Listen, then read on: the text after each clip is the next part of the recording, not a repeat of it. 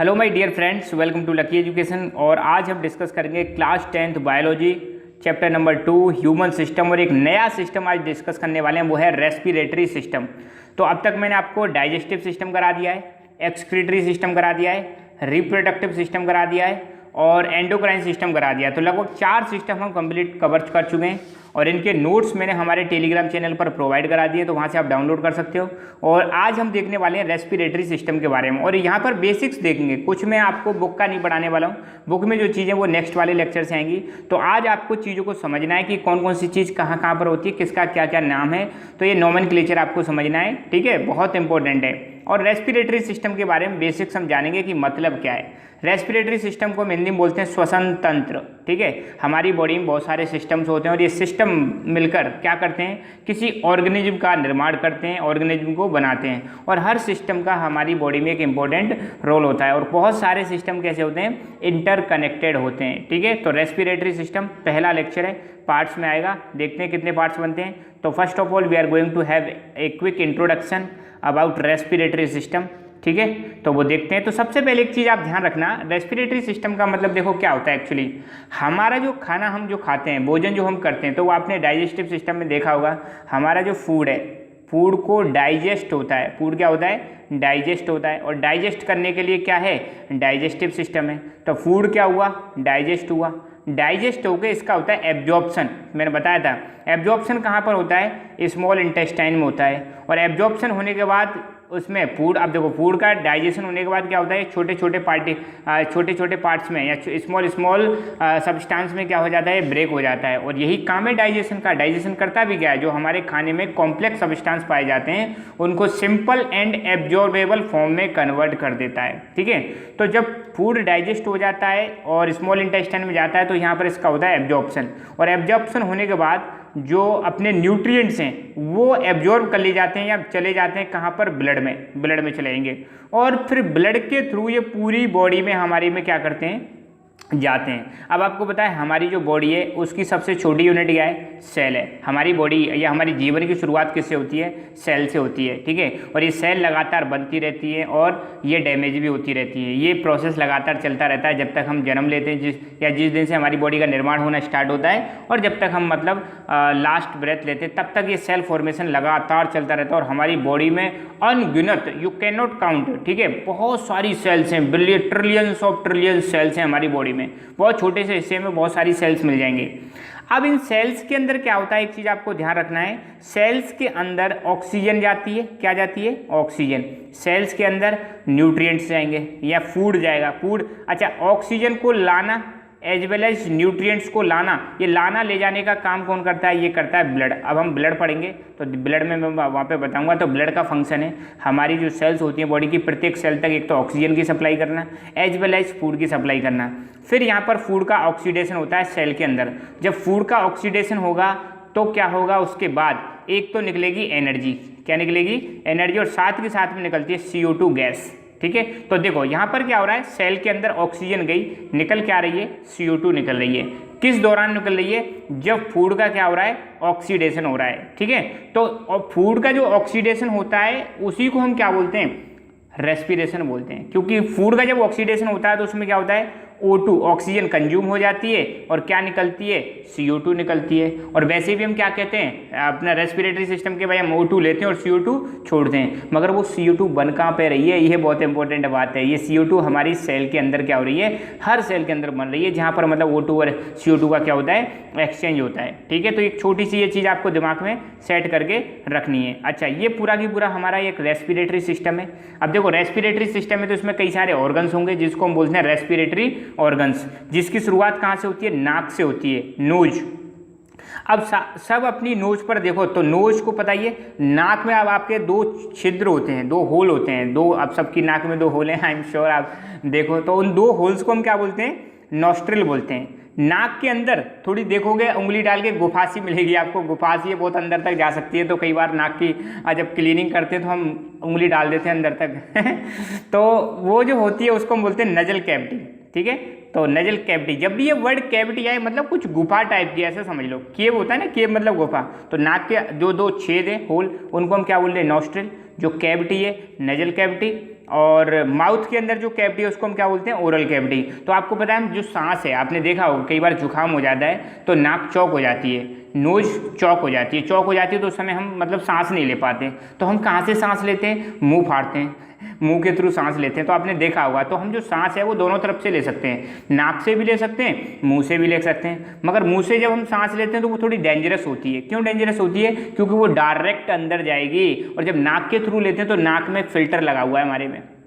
आप कहोगे सर कहाँ फिल्टर लगा हुआ, नाक में आपको पता है हमारे हेयर होते हैं, बाल होते हैं, बाल, सबकी नाक में बाल होंगे, ठीक है, देखना आप। तो वो बाल क्या करते हैं, और साथ के साथ में नाक आप देखना, भले ही आपको जुकाम नहीं है पर हल्का सा अंदर से गीली गीली सी रहती है, मतलब कुछ मटेरियल रहता है जो मतलब नाक को क्या करके रखता है, गीला करके रखता है। तो जब हवा जाती है, जब हम सांस लेते हैं तो इसमें जो पार्टिकल्स होते हैं वो इससे स्टिक हो जाते हैं नाक से, और जो बड़े बड़े पार्टिकल्स होते हैं वो जो हमारे नाक के अंदर हेयर होते हैं वो रोक लेते हैं बाहर। तो ऐसे करके एयर क्या होती है, फिल्टर होती है और जब जाके अंदर जाती है। मगर अगर हम मुंह से सांस लेंगे तो उसमें ऐसा कुछ प्रोविजन है नहीं, तो वो थोड़ी डेंजरस होती है। इसलिए आप भी कोशिश करें, सांस कहाँ से लेनी है, नाक से लेनी है। जुकाम हो जाते हो एक अलग केस है, ठीक है, उसको भी जल्दी से जल्दी क्योर करने की कोशिश करनी है। तो ये चीज़ आपको क्लियर होगी, ठीक है। फिर ये फेरिंग्स मैंने डाइजेस्टिव सिस्टम में बताई थी, लैरिंग्स, फेरिंग्स, ये सारी चीज़ें, ठीक है। और आपको कमेंट करके बताना है फेरिंग्स के टाइप्स। अब मैं आपको जानना चाहूँगा कि फेरिंग्स के कितने टाइप्स होते हैं, what is the function of pharynx, you have to answer in comment box, okay. फिर होता है ट्रैकिया, इस जगह पर क्या होता है, ट्रैकिया। और ये जो आपको दिखा रखा है पूरा, ये है आपका ट्रैकिया भैया, क्या है, ट्रैकिया। फिर ये ट्रैकिया डिवाइड हो जाता है और ये वाली जो चीज़ है ये है हमारे लंग्स, फेफड़े, क्या है ये, लंग्स बोलते हैं, लंग्स। तो इधर वाला जो लंग्स है इसको राइट लंग बोलेंगे, इधर वाले को लेफ्ट लंग बोलते हैं। तो आप सामने से देखो खड़े होके, आप अपना जिधर आपका राइट हैंड साइड है, राइट हैंड है, उधर वाला हो जाएगा राइट लंग्स, जिधर लेफ्ट है उधर लेफ्ट वाला लंग्स हो जाएगा। तो ठीक है, मेन चीज़ आपको ध्यान रखनी है। नीचे यहाँ पर रहता है डायफ्रम, क्या रहता है, डायफ्रम। जब हम सांस लेते हैं तो ये अंदर चला जाता है, नीचे मतलब थोड़ा ये ऊपर नीचे होता रहता है। डायफ्रम क्या है, ऊपर नीचे होता रहता है, ये चीज़ आपको ध्यान रखनी है, ठीक है, ओके, मूव ऑन। और यहाँ पर देख सकते हो बिल्कुल क्लियरली, ये नाक हो गई, ये माउथ, तो हम सांस दोनों तरफ से ले सकते हैं, ठीक है। ये आपका जो छल्लेदार, अब देखो गले में आप हाथ डाल के देखना तो आपको रिंग दिखेंगी, कुछ रिंग छल्लेदार गले में देखना एक बार आप अपना, अभी के अभी ट्राई करो, गले में आपको कुछ सी टाइप की रिंग्स मिलेंगी। यही मतलब किसका पार्ट है ये सी टाइप रिंग्स, ये ट्रैकिया का पार्ट है, ट्रैकिया, ठीक है। ट्रैकिया को ध्यान देना, हम विंड पाइप बोलते हैं, क्या बोलते हैं, विंड पाइप। और फूड पाइप किसको बोलते हैं, ईसोफेगस को बोलते हैं, ठीक है। और ये वाला जो है ये क्या है, अपना लंग्स है, एक लेफ्ट और एक राइट है, ठीक है, ओके। और नीचे डायफ्रम, और ये यहाँ पर कई सारी ब्रांचेज में डिवाइड हो जाता है, इनको हम बोलते हैं ब्रोंकियल ट्रीज और ब्रोंकाई, ठीक है। अच्छा, तो ये हो गया अपना ट्रैकिया, विंड पाइप के नाम से भी जानते हैं। और ये हो गया आपका एक इधर वाला और ये इधर वाला, ये ट्रैकिया डिवाइड हो जाता है दो पार्ट्स में, लेफ्ट और राइट में। तो ये दोनों क्या हैं, अपने लंग्स हैं। और यहाँ पर बीच में आप देख सकते हो हार्ट है, क्या है, हार्ट। हार्ट आप एक चीज़ ध्यान रखना, ह्यूमन रेस्पिरेटरी सिस्टम का पार्ट नहीं है हार्ट। हार्ट किसका पार्ट है, हार्ट पार्ट है अपने सर्कुलेटरी सिस्टम का। और हार्ट का काम क्या होता है आपको पता ही है, ब्लड की पंपिंग करना, ठीक है, ब्लड की। और यहाँ से एक ये जो ब्रोंकस है, ब्रोंकस को यहाँ पे छोटा सा पार्ट यहाँ से जूम करके दिखा रखा है। ब्रोंकस भी फर्दर डिवाइडेड होती है, यहाँ पे छोटे छोटे, जैसे ये अंगूर शेप की चीज़ दिखाई दी ना, यहाँ से छोटा सा ये पार्ट जूम करके यहाँ पे दिखाया है। ये जो अंगूर से आपको दिख रहे हैं, इनको हम बोलते हैं एल्वियोलाई, क्या बोलते हैं, एल्वियोलाई। तो ध्यान देना, हम आपने देखा होगा हम सांस लेते हैं और बाहर निकालते हैं, ठीक है। तो लंग्स के अंदर क्या होता है, अब देखना, लंग्स के अंदर लंग्स का मैं एक काम बता दूं, हमारी बॉडी में से आती है CO2, हमारी बॉडी में आती है। अब बॉडी में मतलब अपना जो सेल है, सेल से क्या आएगी, CO2 आएगी, और हम क्या लेते हैं, O2 लेते हैं। तो ये O2 और CO2 का एक्सचेंज लंग्स में जिस जगह पर होता है उस चीज़ को हम क्या बोलते हैं, एल्वियोलाई। मैं दोबारा बता रहा हूँ, हम मतलब जब सांस लेते हैं तब इनहेल करते हैं, जब मतलब एयर को ब्रेथ लेते, सांस लेते हैं, तब O2 आती है, और बॉडी के अंदर से क्या आ रही है, CO2 आ रही है, ठीक है। और ये O2 और CO2 का एक्सचेंज लंग्स में जिस जगह पर होता है उसको हम बोलते हैं एल्वियोलाई। ये चीज़ आपको ध्यान रखनी है कि हमारे लंग्स में भी किस जगह पर O2 और CO2 का एक्सचेंज होता है, वो होता है एल्वियोलाई। तो बॉडी की बाहर निकल जाती है, और बाहर से जो एनवायरनमेंट से एयर आ रही है वो लंग्स के थ्रू पर कहाँ पर जाएगी, हार्ट में जाएगी, और हार्ट से फिर आपकी बॉडी के ब्लड के थ्रू बॉडी के अलग अलग सेल्स तक जाती है, ठीक है। तो नेजल कैविटी, फेरिंग्स, लैरिंग्स, ट्रैकिया, और फिर ये अपना लंग्स हो गए। ठीक है, तो ये कई सारे डायग्राम में इसलिए दिखा रहा हूँ ताकि आपके एकदम दिमाग में सेट हो जाए, चीज़ें सारी सेट होनी चाहिए। ठीक है, ये और देख लेना, आप देखना चाहो तो, इतना ज़्यादा ज़रूरी नहीं है। ये भी और कई सारे डायग्राम्स हैं, देख लो, आप पॉज करके इनको देख सकते हो। स्क्रीनशॉट लेना चाहें तो स्क्रीनशॉट भी ले सकते हो। ठीक है, तो ये अपना हार्ट, ये हो गया लंग्स, ये इधर वाले लंग्स। ठीक है, अच्छा अब यहाँ पे एक चीज़ ध्यान देनी है, जो राइट लंग है, राइट वाला जो लंग है, इसके 3 लोब होते हैं। अब ये वर्ड लोब, लोब का मतलब होता है पार्ट या हिस्सा। लोब का मतलब क्या होता है? हिस्सा। तो अगर आप राइट वाले लंग को देखोगे तो इसमें 3 हिस्से दिखाई दे रहे हैं, 1 2 3। तो 1 2 3। इधर वाले को, लेफ्ट वाले लंग को देखोगे तो इसमें 2 हिस्से दिखाई दे रहे हैं। कहाँ कहाँ तक? 1 और 2। ठीक है, तो एक चीज़ ध्यान रखना, लेफ्ट जो लंग है उसमें 2 हिस्से होते हैं। ऊपर वाले हिस्से को बोलते हैं सुपीरियर लोब और नीचे वाले हिस्से को बोलते हैं इन्फीरियर लोब। ठीक है, यहाँ अपर लोब और लोअर लोब ऐसे बोल सकते हो। राइट वाला जो लंग है उसमें सुपीरियर, इन्फीरियर और बीच वाले को बोलते हैं मिडिल लोब। ये चीज़ भी आपको ध्यान रखनी है। ठीक है, तो ये वर्ड आपको अभी से माइंड में सेट कर लो। ठीक है, जैसे यहाँ पे ये लेफ्ट वाला लंग है तो ऊपर वाला upper lobe, lower lobe, upper lower भी बोल सकते हो, सुपीरियर इन्फीरियर भी बोल सकते हो, अपर लोअर और मिडिल। और नीचे, इनके नीचे क्या होता है? डायफ्राम। और डायफ्राम के नीचे आपका पाया जाता है स्टमक। क्या पाया जाता है? स्टमक। ओके, चलो एक कमेंट करके और बताओ स्टमक के कितने पार्ट्स होते हैं, वो भी आपको कमेंट करके बताना है। ठीक है, तो ये एक और डायग्राम है। अच्छा, यहाँ पे एक वर्ड नया आ गया, प्लूरा। प्लूरा क्या है? अब जो अपने लंग्स हैं उसको कवर करने के लिए एक मेम्ब्रेन रहता है। मेम्ब्रेन मतलब एक परत सी रहती है जो लंग्स को कवर करके रखती है। वो जो परत है उसी को हम क्या बोलते हैं? प्लूरा। और लंग्स जिस कैविटी के अंदर पाए जाते हैं उसको हम बोलते हैं प्लूरल कैविटी। तो ये वर्ड आगे आएगा, ध्यान रखना। लंग्स हमारी जिस कैविटी के अंदर पाए जाते हैं उसको हम क्या बोलते हैं? Pleural cavity. ओके, अच्छा अब हमारी बॉडी में बहुत सारी कैविटीज़ पाई जाती हैं जो आपको हमारे, अब देखो हम कई सारे सिस्टम पढ़ेंगे या पढ़े हैं, कई सारे सिस्टम में कुछ कैविटी हम पढ़ने को आती हैं। तो मैं एक बार में आपको दिखा देता हूँ कहाँ कहाँ पर कौन कौन सी कैविटी होती है। कैविटी, ये वर्ड अपना ध्यान रखना, सिंपल सी भाषा में बता रहा हूँ। हमारे बॉडी में कुछ गुफा टाइप की चीज़ें पाई जाती हैं या कुछ स्पेस पाई जाती है, उसको हम क्या बोलते हैं? कैविटी। और उस स्पेस में बॉडी के बहुत सारे ऑर्गन्स फिट होते हैं। अब इसको देखो आप, हमारी जो ये वाला एरिया है जिसको हम चेस्ट बोलते हैं, छाती बोलते हैं, छाती वाला जो रीजन है इसको बोलते हैं थोरेसिक कैविटी। ध्यान देना, गर्दन से नीचे, ये गर्दन से नीचे और यहाँ स्टमक के ऊपर ये वाला जो रीजन है इसको हम बोलते हैं थोरेसिक कैविटी। ध्यान देना, थोरेसिक कैविटी। अच्छा, और ये पेट वाला जो रीजन है इसको हम बोलते हैं एब्डोमिनल कैविटी। जो स्टमक वाला रीजन है हम जिसको स्टमक बोलते हैं ये है एब्डोमिनल कैविटी। तो अपने जो डाइजेस्टिव ऑर्गन्स हैं यहीं पर पाए जाते हैं। अपना लंग्स कहाँ पर पाए जाते हैं? हार्ट, लंग्स, ये थोरेसिक कैविटी में पाए जाते हैं। ठीक है, ये चीज़ आप ध्यान रखना। और पेट से नीचे वाला जहाँ पर हमारे रिप्रोडक्टिव ऑर्गन्स पाए जाते हैं वो वाला है पेल्विक कैविटी। ठीक है, ये शायद मैंने पहले बताया हो, नहीं बताया तो कोई बात नहीं आप। ठीक है, अब माइंड में सेट कर लेना। तो ये अपना जो छाती चेस्ट वाला रीजन है थोरेसिक कैविटी, जहाँ पे हार्ट और लंग्स होते हैं। और फिर डायफ्राम होता है और डायफ्राम के नीचे यहाँ पर जो कैविटी है पेट वाले रीजन में जिसको हम क्या बोलते हैं? Abdominal cavity. तो यहाँ पर डाइजेस्टिव ऑर्गन्स पाए जाते हैं। और नीचे जहाँ पर रिप्रोडक्टिव ऑर्गन्स पाए जाते हैं वो है अपनी पेल्विक कैविटी। यहाँ पर ब्लैडर, रिप्रोडक्टिव ऑर्गन्स, रेक्टम, ये सारे पार्ट्स पाए जाते हैं। और जहाँ पर अपनी खोपड़िया होती है वहाँ पर कैविटी कौन सी है?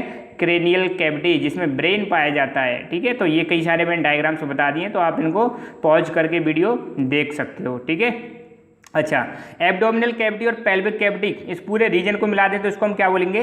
एब्डोमिनो पेल्विक कैविटी। ठीक है, तो ये वर्ड भी आ जाए तो बिल्कुल घबराना मत, तो हम दोनों की बात कर रहे हैं मिक्स करके। ठीक है, और ये डायफ्राम हो गया, डायफ्राम के ऊपर थोरेसिक कैविटी, डायफ्राम के नीचे एब्डोमिनल कैविटी, और जो नीचे वाला पार्ट है यहाँ पर है अपनी पेल्विक कैविटी। और ब्रेन वाला जो पार्ट है क्रेनियल कैविटी, और ब्रेन के नीचे यहाँ पर ये वाला पार्ट है इसको बोलते हैं गर्दन के पास वर्टेब्रल कैनल। अच्छा, अब एक चीज़ यहाँ पर हम देखते हैं, ये मैंने शायद आपको बहुत पहले बेसिक्स में समझाया था। अगर आपने पहले वीडियो देखा हो, नहीं देखा तो कोई बात नहीं, it's not a big deal. अब यहाँ पर हम करते हैं। देखो हमारे जो जितने भी ऑर्गेनिज्म हैं, इवन हमारे अंदर एनर्जी कैसे आती है। ठीक है, तो ये अपना बुक में नहीं है, सिर्फ एक सिंपल सी भाषा में आपको समझाने की कोशिश कर रहा हूँ कि हमें एनर्जी कैसे मिलती है। आपको पता है एनर्जी के लिए हमने पहले वाले चैप्टर में पढ़ा था कि एनर्जी के लिए भाई हमें खाना चाहिए, भोजन चाहिए। अब भोजन, अब ऐसा तो नहीं भोजन हमने खाया और तुरंत एनर्जी मिल गई। भोजन का क्या होना चाहिए? डाइजेशन होना चाहिए। डाइजेस्ट करने के लिए हमारी बॉडी में बहुत सारे ऑर्गन्स होते हैं जिसको हम डाइजेस्टिव ऑर्गन्स बोलते हैं। डाइजेस्ट करने के लिए एक पूरा सिस्टम है, तंत्र है हमारी बॉडी में जिसको हम डाइजेस्टिव सिस्टम बोलते हैं। मगर डाइजेशन होने के बाद भी एनर्जी नहीं मिलती। एनर्जी हमें कब मिलती है? जब रेस्पिरेशन होता है, रेस्पिरेशन के दौरान एनर्जी मिलती है। देखो कैसे मिलती है।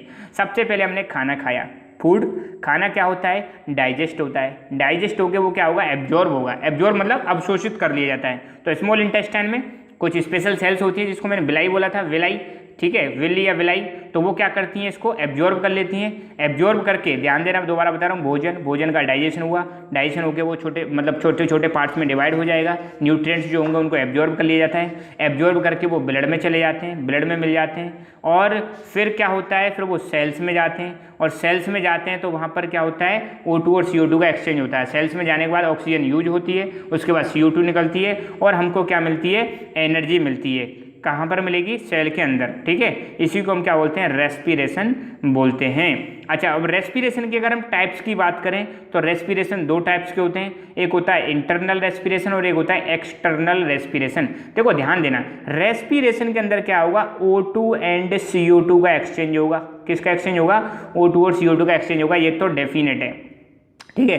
तो एक होता है इंटरनल और दूसरा होता है एक्सटर्नल। तो एक्सटर्नल में एक्सचेंज ऑफ गैसेस का एक्सचेंज होता है। आप एक्सटर्नल में कहाँ पर होता है? हमारे लंग्स में। मैंने बताया था लंग्स में बॉडी से क्या आती है? CO2 आती है। इन्वायरमेंट से क्या आती है? O2 आती है। तो O2 CO2 का एक्सचेंज होता है एल्वियोलाई जो जगह है, ठीक है। बाकी आगे जैसे जैसे हम आगे बढ़ेंगे चीज़ें आपको क्लियर होती ही चली जाएंगी, टेंशन नहीं लेनी है। तो एक्सटर्नल रेस्पिरेशन में गैसेस का एक्सचेंज होता है, कहाँ पर होता है? लंग्स, ठीक है। इंटरनल रेस्पिरेशन में ऑक्सीडेशन ऑफ फूड होता है। तो मैंने स्टार्टिंग में बताया था फूड का ऑक्सीडेशन कहाँ पर होता है? सेल। कहाँ पर होता है? सेल। तो जब सेल के अंदर रेस्पिरेशन हो रहा है उसको हम बोलते हैं इंटरनल रेस्पिरेशन, और जब बाहर रेस्पिरेशन हो रहा है उसको हम बोलते हैं एक्सटर्नल रेस्पिरेशन, मतलब सेल के बाहर। ये कहाँ पर होता है? लंग्स में। I hope it is clear. दोबारा मैं बता रहा हूँ, अगर रेस्पिरेशन सेल के अंदर हो तो इंटरनल, लंग्स के पास हो मतलब लंग्स में हो तो एक्सटर्नल, ठीक है। इंटरनल में फूड का ऑक्सीडेशन होता है और गैसेस का एक्सचेंज होगा।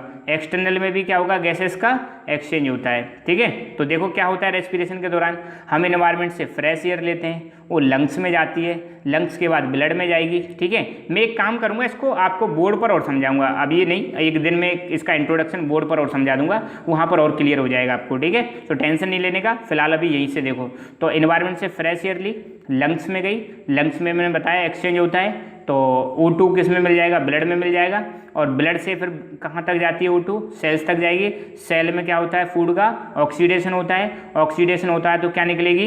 CO2 निकलेगी। CO2 फिर किस में मिल जाएगी? ब्लड में मिल जाएगी, और ब्लड से फिर वापस कहाँ चली गई? लंग्स। अभी देखा आपने, मतलब इन्वायरमेंट से फ्रेश एयर भी कहाँ पर आ रही है? लंग्स। बॉडी से जो CO2 है वो भी कहाँ पर आ रही है? लंग्स। और लंग्स से फिर हम इसको क्या कर देते हैं? एक्सहेल। एक्सहेल का मतलब बाहर निकाल देना, सांस को बाहर निकालना। अब जब हम रेस्पिरेशन करते हैं तो दो प्रोसेस होते हैं। ब्रीदिंग के दौरान दो चीज़ हम करते हैं, एक तो इनहेल करते हैं और एक एक्सहेल। इनहेल का मतलब सांस अंदर लेना, और सांस बाहर निकालने को क्या बोलते हैं? एक्सहेल। तो एक चीज़ यहाँ पे आपको दिख रही है, तो ये पूरा की पूरा प्रोसेस हो गया, कैसे हमने एनवायरनमेंट से एयर ली और कैसे यहाँ पर आ गया। अच्छा, एक चीज़ मैं और आपको बताना चाहता हूँ, हमारा ब्लड जो है वो किस में फ्लो करता है? ब्लड वेसल्स में फ्लो करता है। कहाँ पर फ्लो करेगा? Blood vessels. और ब्लड वेसल्स में मेनली दो प्रकार की वेसल्स होती हैं, एक होती है आर्टरी और एक होती है वीन्स। पता होगा आर्टरी और वीन्स। तो आर्टरी में कैसा ब्लड फ्लो करता है? ऑक्सीजन वाला। वीन्स में कैसा ब्लड फ्लो करता है? कार्बन डाइऑक्साइड वाला, CO2 वाला। तो जो ब्लड जिसमें ऑक्सीजन पाई जाती है उसको प्योर ब्लड कहते हैं, जो ब्लड जिसमें कार्बन डाइऑक्साइड पाई जाती है उसको इम्प्योर ब्लड कह रहे हैं। तो देख रहे हो, मतलब रेस्पिरेशन पॉसिबल नहीं है अगर ब्लड ना हो बीच में। यहाँ पर ब्लड का बहुत बड़ा इंपॉर्टेंट रोल है, समझ रहे हो। तो ब्लड, इसलिए हमें सर्कुलेटरी सिस्टम भी आना चाहिए अच्छी तरह से, ठीक है। तो इसके बाद मैं सर्कुलेटरी करा दूंगा, आप टेंशन ना लो। तो बस इतना तो आपको पता ही होगा, दो प्रकार की अपनी आर्टरी और वीन्स। आर्टरी में प्योर ब्लड जाता है, प्योर का मतलब है ऑक्सीजन वाला, और वीन्स में इम्प्योर ब्लड जाता है, इम्प्योर का मतलब CO2 वाला, ठीक है। अच्छा, ये चीज़ आपको क्लियर हो गई। तो अब हम कंक्लूजन पर आते हैं। तो रेस्पिरेशन का मतलब क्या है? तो रेस्पिरेशन एक लाइफ प्रोसेस है। लाइफ प्रोसेस मतलब जितने भी लिविंग ऑर्गेनिज्म है उसमें ये पाया जाता है, ठीक है। मेनली जो मतलब आपके मल्टी सेलुलर है, ठीक है, तो उसमें ये पाया जाता है, जिसके दौरान क्या होता है? Intake of oxygen from surrounding. हम क्या करते हैं? अपने आसपास से ऑक्सीजन लेते हैं, ऑक्सीडेशन ऑफ फूड, वो ऑक्सीजन हमारी बॉडी में जाती है, सेल में जाती है, सेल में क्या होता है, फूड का ऑक्सीडेशन होता है, और फूड का जब ऑक्सीडेशन होगा तो क्या निकलेगी, CO2 निकलेगी और एनर्जी होगी। ठीक है, तो लाइफ प्रोसेस है जहाँ पर ऑक्सीजन सराउंडिंग से ऑक्सीजन ली जाती है, फूड का ऑक्सीडेशन होता है, एनर्जी रिलीज होती है और एलिमिनेशन ऑफ CO2, और CO2 को बाहर एलिमिनेट कर दिया जाता है। ये सारा की सारा प्रोसेस क्या कहलाता है, रेस्पिरेशन। दोबारा मैं बता रहा हूँ, रेस्पिरेशन के दौरान हम अपने सराउंडिंग से ऑक्सीजन लेते हैं, वो सेल तक जाती है, वहाँ पर फूड का ऑक्सीडेशन होता है, और फूड का जब ऑक्सीडेशन होगा तो एनर्जी निकलेगी, एनर्जी हम बॉडी में यूज करते हैं, इसके दौरान नई नई सेल्स बनती हैं, एज वेल एज बॉडी में ग्रोथ एंड डेवलपमेंट होता है, और फिर जो वेस्ट निकलता है जिसको हम CO2 बोलते हैं उसको बाहर निकाल दिया जाता है। ये है अपना रेस्पिरेशन। क्या है, रेस्पिरेशन। ठीक है, तो रेस्पिरेशन क्या है, respiration is the process that body uses to release energy from the digested food. अपना जो डाइजेस्टेड फूड है, जो ग्लूकोज मतलब फूड है, ये फूड हमें कहाँ से मिला, डाइजेस्टिव सिस्टम से मिला। ऑक्सीजन कहाँ से मिली हमें, ब्रीदिंग से मिली। फिर सेल के अंदर क्या होती है, रिएक्शन होती है, रिएक्शन के बाद जो वेस्ट प्रोडक्ट निकलता है उसको हम क्या बोलते हैं, कार्बन डाइऑक्साइड, और क्या निकलेगा, पानी, और क्या निकलेगी, एनर्जी। एनर्जी क्या होती है, यूजफुल होती है। ठीक है, तो ये हो गया अपना रेस्पिरेशन। तो रेस्पिरेशन कितने प्रकार का, दो, एक्सटर्नल और इंटरनल। एक्सटर्नल मतलब जहाँ पे ब्रीदिंग होगी, इनहेलेशन और एक्सहेलेशन लंग्स में होता है। कहाँ पर होता है, लंग्स। और इंटरनल जिसको हम सेलुलर रेस्पिरेशन भी कहते हैं। सेलुलर मतलब कहाँ पर होता है, ये सेल में होता है, सेल के अंदर पाया जाता है। ठीक है, तो ये दोबारा से वही ऑर्गन्स है अपने। तो ये ब्रीदिंग में, ब्रीदिंग इन और ब्रीदिंग आउट, जब हम सांस लेते हैं, देखो एयर इनहेल मतलब हमने सांस ली, सांस जब हम लेते हैं, आप देखो सांस लो एक बार मेरे साथ, सांस लोगे तो आप देखना आपका जो सीना है, चेस्ट, वो बाहर की तरफ आएगा। सांस जब लोगे तो आपका सीना कहाँ आएगा, बाहर की तरफ जाएगा, और डायफ्राम जो है ये फ्लैट हो जाएगा। डायफ्राम क्या हो जाएगा, फ्लैट हो जाएगा। ठीक है, नॉर्मली डायफ्राम ऐसा रहता है, और जब इसमें हवा भरेगी तो ये कैसा हो जाएगा, ऐसा हो जाता है डायफ्राम, ऐसे समझ लो। ठीक है, तो जो डायफ्राम है कैसा हो जाएगा, फ्लैट हो जाएगा। अच्छा, मैं दोबारा बता रहा हूँ, जब हम सांस लेते हैं, एयर को इनहेल करते हैं तो चेस्ट एक्सपेंड होता है, जो हमारी रिब्स होती हैं, जो मतलब पेशी होती हैं, पसली, ये भी बाहर की तरफ आती हैं। डायफ्राम कैसा हो जाएगा, फ्लैट हो जाएगा। और सांस लेंगे तो हमारा जो पेट है, एब्डोमेन का मतलब पेट, ये भी बाहर की तरफ निकलता है। देखो, अरे ऐसे समझो, सांस ले रहे हैं मतलब गुब्बारा है हमारा, गुब्बारा फूल रहा है, सिंपल सी बात है। और डायफ्राम क्या हो जाता है, कॉन्ट्रैक्ट हो जाता है, बस इतना ध्यान रखना है। और जब हम ब्रीदिंग आउट, जब हम बाहर निकालते हैं, जब हम बाहर सांस छोड़ते हैं तो आप देखना पेट हमारा अंदर की तरफ चला जाता है, डायफ्राम हमारा रिलैक्स पोजीशन में रहेगा। डायफ्राम जब रिलैक्स है तो ऐसे इन्वर्टेड यू की तरह रहता है, और डायफ्राम जब मतलब कॉन्ट्रैक्ट होता है तो ऐसे फ्लैट हो जाता है। अच्छा, और जब हम सांस बाहर निकालते हैं तो चेस्ट भी क्या होता है, कॉन्ट्रैक्ट होता है, मतलब छाती जो है अपनी अंदर की तरफ चली जाएगी, कॉन्ट्रैक्ट करेगी। तो ये चीज़ भी आपको ध्यान रखनी है कि ब्रीदिंग इन के टाइम क्या होता है और ब्रीदिंग आउट के टाइम क्या होता है। दोबारा मैं बता रहा हूँ, जब हम ब्रीद इन करते हैं तो चेस्ट एक्सपेंड करेगा, डायफ्राम क्या होगा हमारा, कॉन्ट्रैक्ट करेगा, एब्डोमिनल बाहर की तरफ जाएगा। और जब ब्रीद आउट करते हैं तो पेट हमारा अंदर की तरफ जाता है और डायफ्राम हमारा रिलैक्स हो जाएगा। अब सिंपल सी बात है, गुब्बारा में जब हवा भरेंगे तो वो ऐसे समझो, ये नॉर्मल है, हवा भरेंगे तो ये सीधा ऐसे कॉन्ट्रैक्ट हो जाएगा, नीचे की तरफ आ जाता है। और चेस्ट क्या हो जाता है, चेस्ट भी कॉन्ट्रैक्ट हो जाता है और पेट अंदर चला जाता है। तो ये ब्रीदिंग आउट और ब्रीदिंग इन के दौरान क्या क्या होता है। अच्छा, रेस्पिरेशन में 4-5 प्रोसेस होते हैं। ये सिर्फ एक्स्ट्रा नॉलेज है, आपको बोर्ड में नहीं लिखनी है, सिर्फ समझनी है। फिर अपना टॉपिक पढ़ेंगे, देखना मजा आएगा, वो ऐसा लगेगा बिल्कुल नॉर्मल। ठीक है, तो अब देखो कौन कौन से 5 फेजेज हैं। Number 1, breathing of lungs. हम क्या करते हैं, लंग्स के द्वारा ब्रीदिंग करते हैं, और जब लंग्स के द्वारा ब्रीदिंग करते हैं तो गैसेस का क्या होता है, एक्सचेंज होता है। मैंने बताया था लंग्स में, आपको पता है बॉडी से क्या आती है, CO2, इन्वायरमेंट से क्या आती है, O2 आती है। तो O2 और CO2 का एक्सचेंज कहाँ पर होता है, लंग्स पर। जब लंग्स में जब गैसियस एक्सचेंज हो, गैसियस मतलब O2 और CO2 का एक्सचेंज हो, तो ये पहला प्रोसेस हो गया। दूसरा, अब इसके बाद क्या होगा, लंग्स से आपकी जो गैस है वो कहाँ पर चली जाएगी, ब्लड, और कहाँ से जाती है, एल्वियोलाई। एल्वियोलाई मैंने बताई थी, लंग्स में एल्वियोलाई नाम की जगह होती है जहाँ पर O2 CO2 का क्या होता है, एक्सचेंज होता है। तो एक्सटर्नल रेस्पिरेशन, तो एक्सटर्नल रेस्पिरेशन कहाँ होता है, इसका मतलब क्या है, gaseous exchange between blood and alveoli, lungs alveoli. अब आपको पता है हमारा जो हार्ट से इम्प्योर ब्लड लेके आती हैं, और इम्प्योर जो ब्लड आता है वो कहाँ पर आता है, लंग्स में आता है। ठीक है, और लंग्स से प्योर ब्लड वापस कहाँ पर चला जाता है, हार्ट में चला जाता है। तो हार्ट पढ़ेंगे जब हम देखेंगे तो ध्यान देना, लंग्स एल्वियोलाई और ब्लड के बीच में जो गैस का एक्सचेंज होता है वो किसका पार्ट है, एक्सटर्नल रेस्पिरेशन। और इन्वायरमेंट और लंग्स के बीच में जो एक्सचेंज हो रहा है गैसेस का वो क्या हो जाएगा, ब्रीदिंग, सांस ले रहे हैं। अब क्या होगा, ट्रांसपोर्टेशन, ब्लड से कहाँ जाएंगी गैस, ब्लड के थ्रू इनका ट्रांसपोर्टेशन होता है कहाँ तक, सेल तक। भाई अब आपके हार्ट में आ गई, हार्ट से कहाँ पर जाएंगी, सेल तक जाएंगी। अब अगर ब्लड और बॉडी सेल्स के बीच में गैसियस एक्सचेंज होता है, बॉडी और ब्लड सेल्स के बीच में गैसियस एक्सचेंज होता है तो इसको हम बोलते हैं इंटरनल रेस्पिरेशन। और जब फूड का ऑक्सीडेशन होगा, फूड का जब ऑक्सीडेशन होगा तो आपको पता है वहाँ पर गैस यूज होती है, O2 यूज होती है और CO2 रिलीज कर दी जाती है, तो इसको हम बोलते हैं सेलुलर रेस्पिरेशन। ठीक है, तो ये 4-5 स्टेप है, मैं दोबारा बता रहा हूँ, इसको आपको याद नहीं रखना, बस समझना है। नंबर 1, इन्वायरमेंट से एयर आई, लंग्स में गई। ठीक है, एक्सटर्नल रेस्पिरेशन में क्या होगा, ब्लड और एल्वियोलाई के बीच में गैसेस का एक्सचेंज होगा। अब ब्लड से फिर क्या होगा, वो ब्लड के थ्रू वो ट्रांसपोर्ट की जाएगी बॉडी की प्रत्येक सेल तक। फिर अगली स्टेज में क्या होगा, सेल के अंदर और ब्लड और सेल में क्या होगा, एक्सचेंज होगा किसका, गैसेस का। मतलब O2 सेल के अंदर चली जाएगी और CO2 वापस ब्लड में चली जाएगी। और ये जब यूज हो जाएगा, जब फूड का ऑक्सीडेशन जब हो जाएगा, और फूड का जब ऑक्सीडेशन हो जाएगा तो O2 को यूज कर लिया जाता है और CO2 को बाहर निकाल दिया जाता है। सिंपल सा है, इतना याद रखना है।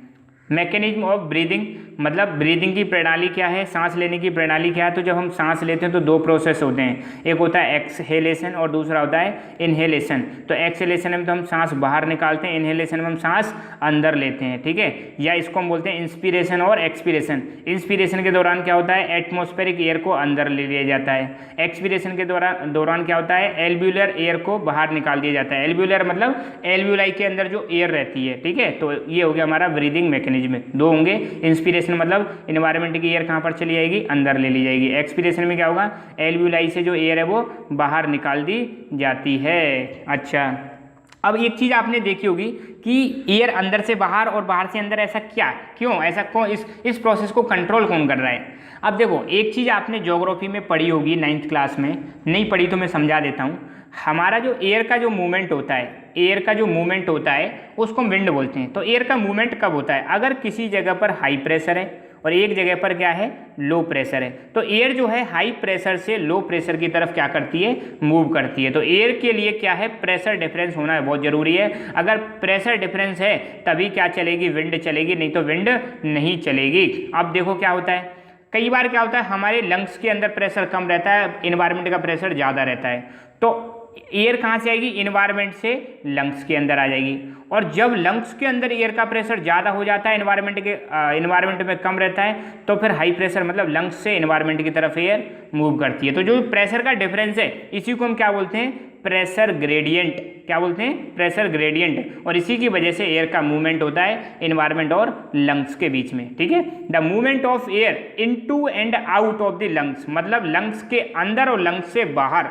The movement of air into and out of the lungs is carried out by the creating a pressure gradient between lungs and atmosphere। ठीक है, तो जो प्रेशर ग्रेडियंट, जो प्रेशर डिफरेंस क्रिएट हो रहा है इन्वायरमेंट और लंग्स के बीच में, उसी की वजह से एयर क्या करती है, हमारी मूव करती है। ध्यान रखना, हाई प्रेशर से लो प्रेशर की तरफ एयर मूव करेगी। अगर लंग्स के अंदर अगर प्रेशर ज़्यादा है, इन्वायरमेंट का कम है, तो एयर लंग्स से इन्वायरमेंट में जाएगी। और लंग्स के अंदर एयर प्रेशर लो है, इन्वायरमेंट के अंदर प्रेशर ज़्यादा है, तो एयर इन्वायरमेंट से लंग्स के अंदर आएगी। तो ये जो प्रेशर डिफरेंस है इसी की वजह से एयर का क्या होता है, मूवमेंट होता है। तो ये चीज़ आपको ध्यान रखनी है। अब मैंने सारे फंक्शंस बता दिए, अब देखना आपका 10th का जो दे रखा है उसमें आपको बहुत कम दिक्कत आने वाली है। ठीक है, फिर भी ये हो जाएगा ना, तब भी मैं एक बार इसको बोर्ड पर और समझाऊंगा, वहाँ पर और आपको मज़ा आ जाएगा। ठीक है, सो बस पहले लेक्चर में इतना ही, बेसिक्स चीज़ें मैंने आज कराई हैं। आप हमारा Telegram channel lucky education join कर सकते हो, जहां पर आपको सारे चैप्टर्स के नोट्स अवेलेबल हैं, साइंस के, क्लास 10th के, SST के भी और साइंस के भी हैं। और आपको सारे जितने भी मेरे वीडियो आते हैं यूट्यूब पर, उनकी नोटिफिकेशंस भी आपको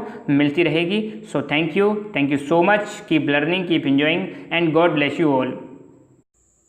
hello my dear friends, welcome to lucky education. और आज हम देखेंगे रेस्पिरेटरी सिस्टम का पार्ट 2। ठीक है, तो इससे पहले मैंने पार्ट 1 बताया था, जहाँ पर मैंने आपको इंट्रोडक्शन दिया था कि रेस्पिरेटरी सिस्टम क्या है और इसमें कौन कौन सी चीज़ें होती हैं। कई सारे आपको पिक्स दिखाए थे, तो आई होप आपने वो पहला वाला लेक्चर देखा होगा।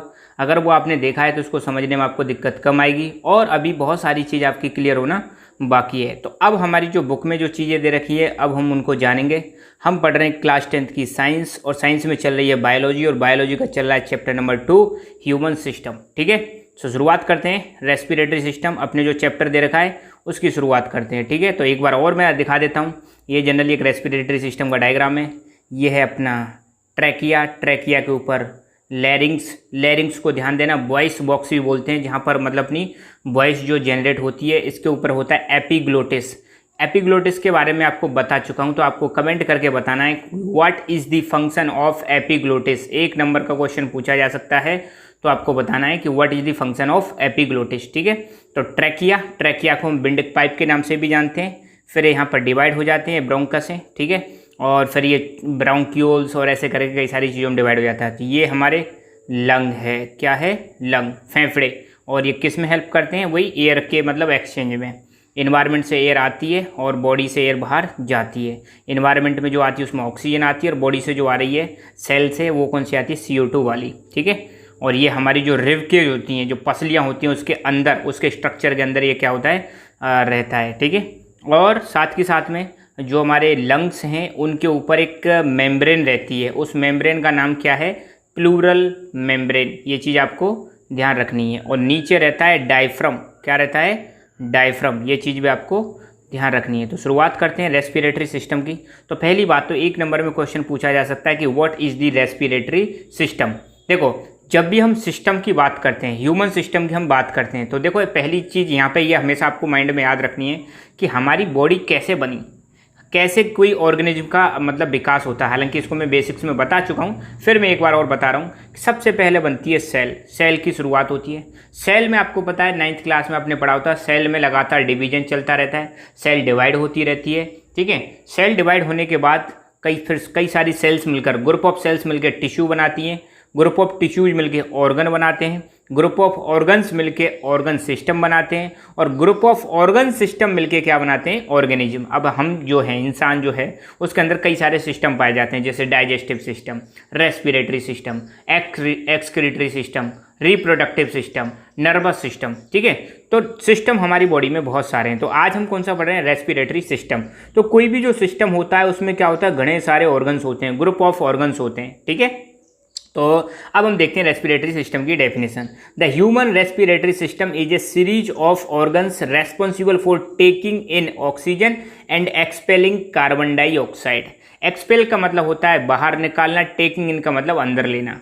तो ह्यूमन रेस्पिरेटरी सिस्टम क्या है? सीरीज ऑफ ऑर्गन्स, मतलब इस रेस्पिरेटरी सिस्टम में कई सारे ऑर्गन्स हैं। ठीक है, starting from knows, mouth, trachea, lungs, ये सारे के सारे किसका पार्ट है? रेस्पिरेटरी सिस्टम का ही पार्ट है। ठीक है, जो किसके लिए जिम्मेदार है? एक तो ऑक्सीजन लेने के लिए। आपको पता है एनवायरनमेंट से हम क्या लेते हैं? ऑक्सीजन, और बाहर क्या निकालते हैं? CO2 निकालते हैं। तो ऑक्सीजन लेने के लिए और CO2 बाहर निकालने के लिए जो सिस्टम जिम्मेदार है उसको हम क्या बोलते हैं? रेस्पिरेटरी सिस्टम बोलते हैं। इसमें कई सारे ऑर्गन्स होते हैं। ठीक है, the respiratory system is responsible for the breathing and exchange of gases.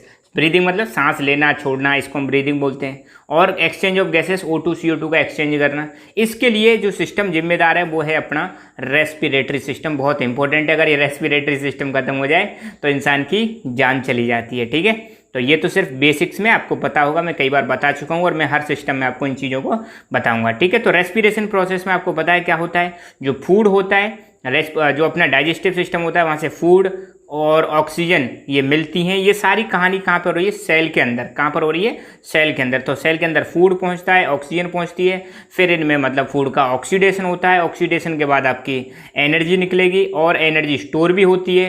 वो एनर्जी किस फॉर्म में स्टोर होती है? ATP। ठीक है, और फिर साथ के साथ में CO2 निकलेगी, और पानी भी निकलता है, कुछ वेस्ट चीज़ें भी निकलती हैं। ठीक है, तो ये रेस्पिरेशन प्रोसेस में ध्यान देना, ये कहाँ पर होता है? जनरली सेल के अंदर होता है, जिसको इंटरनल रेस्पिरेशन के नाम से भी बोल सकते हैं। सेल के अंदर फूड जाता है, ऑक्सीजन जाती है, फिर फूड का ऑक्सीडेशन होता है, उसके दौरान एनर्जी निकलती है, एनर्जी सेव भी होती है ATP के फॉर्म में, और कार्बन डाइऑक्साइड निकलती है, और पानी भी निकलता है। ठीक है, तो ऑक्सीडेशन, अब सिंपल सी का देखो, एक तो हमने पूछा था, एक क्वेश्चन मैंने अभी बताया था कि what is respiratory system. System की बात करें तो कई सारे ऑर्गन्स और इसकी जिम्मेदारी क्या है। अब कोई सिंपल सा पूछ ले कि व्हाट इज रेस्पिरेशन, रेस्पिरेशन क्या है, तो ये डेफिनेशन आप अपने दिमाग में सेट कर लो हमेशा कि the oxidation of food to release energy in cells is called respiration. मैंने बताया था सेल के अंदर फूड जा रहा है, न्यूट्रिएंट्स जा रहे हैं, सेल के अंदर ऑक्सीजन जा रही है, इस फूड का क्या हो रहा है, ऑक्सीडेशन हो रहा है, ऑक्सीडेशन के दौरान एनर्जी निकल रही है, ऑक्सीडेशन के दौरान CO2 निकल रही है, ऑक्सीडेशन के दौरान कुछ वेस्ट भी निकलते हैं, पानी भी निकलता है, ठीक है। तो ये जो है मतलब फूड का ऑक्सीडेशन होना और एनर्जी निकलना कहाँ पर, सेल के अंदर, इसी को हम क्या बोलते हैं, रेस्पिरेशन। अगर पेपर में आती है तो आपको ये चीज़ लिख के आनी है कि the oxidation of food to release energy in the cells is called respiration. और जो एनर्जी स्टोर होती है, अब आपको पता है हमारी बॉडी में एनर्जी स्टोर भी रहती है, तो वो किस रूप में स्टोर रहती है, वो रहती है ATP। और ATP की फुल फॉर्म भी पूछी जा सकती है, एडिनोसाइन ट्राइफॉस्फेट, ठीक है। तो ये एक प्रकार की हमारी एनर्जी करेंसी है, ठीक है।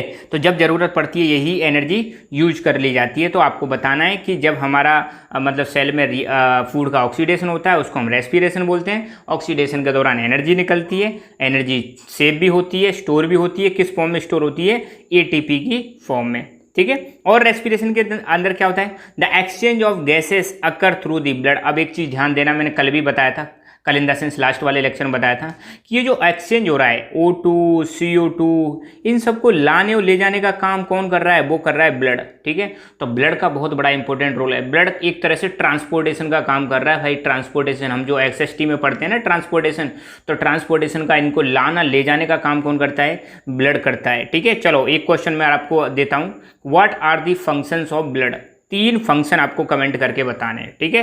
फंक्शन बताओ ब्लड के, ओके। चलो तो एक्सचेंज जो होता है गैसेस का O2 CO2 का कौन करता है, ब्लड करता है। The blood carry oxygen from the lungs to the body cells and carbon dioxide from the cells to the lungs. कल मैंने बताया था, देखो अपने जो लंग्स से प्योर जो मतलब ऑक्सीजन जो है वो किस में जाएगी, हार्ट में जाएगी, और हार्ट से बॉडी में पंप हो जाती है। बॉडी में कहाँ पर जाती है, बॉडी की प्रत्येक सेल तक। तो लंग्स से हार्ट में कैसी क्या जा रहा है, ऑक्सीजन जा रही है। मतलब ऑक्सीजन फिर हार्ट से कहाँ तक जाती है, बॉडी की प्रत्येक सेल तक। सेल के अंदर फूड का क्या होता है, ऑक्सीडेशन होता है। ऑक्सीडेशन के दौरान क्या निकलेगी, CO2। तो फिर बॉडी से वो CO2 वापस कहाँ तक लाई जाती है, लंग्स, और लंग्स से बाहर निकाल दी जाती है। कल मैंने एक चार्ट सा आपको समझाया था, तो उसका ध्यान रखना, ठीक है। तो ये पूरा काम भी कौन करता है, ब्लड ही करता है। अच्छा, अगर मान लो ब्लड ऑक्सीजन ले जा रहा है तो उसको हम बोलते हैं ऑक्सीजनेटेड ब्लड, और ये फ्लो करता है जनरली आर्टरीज में। किस में फ्लो करता है, आर्टरीज। और CO2 वाला ब्लड किस में फ्लो करता है, वीन्स, ठीक है। अच्छा, एक डेफिनेशन ये भी लिख सकते हैं क्या, कि the exchange of gases in between the environment, the blood and the cells is called respiration. अब देखो अब क्या हो रहा है, ये O2 CO2 एक्सचेंज हो रही है एनवायरनमेंट में, ब्लड में और सेल में। तो ये पूरा प्रोसेस भी क्या कह सकते हैं, हम इसको रेस्पिरेशन कह सकते हैं, ठीक है। The mechanism of respiration is carried out by the blood circulation and the breathing.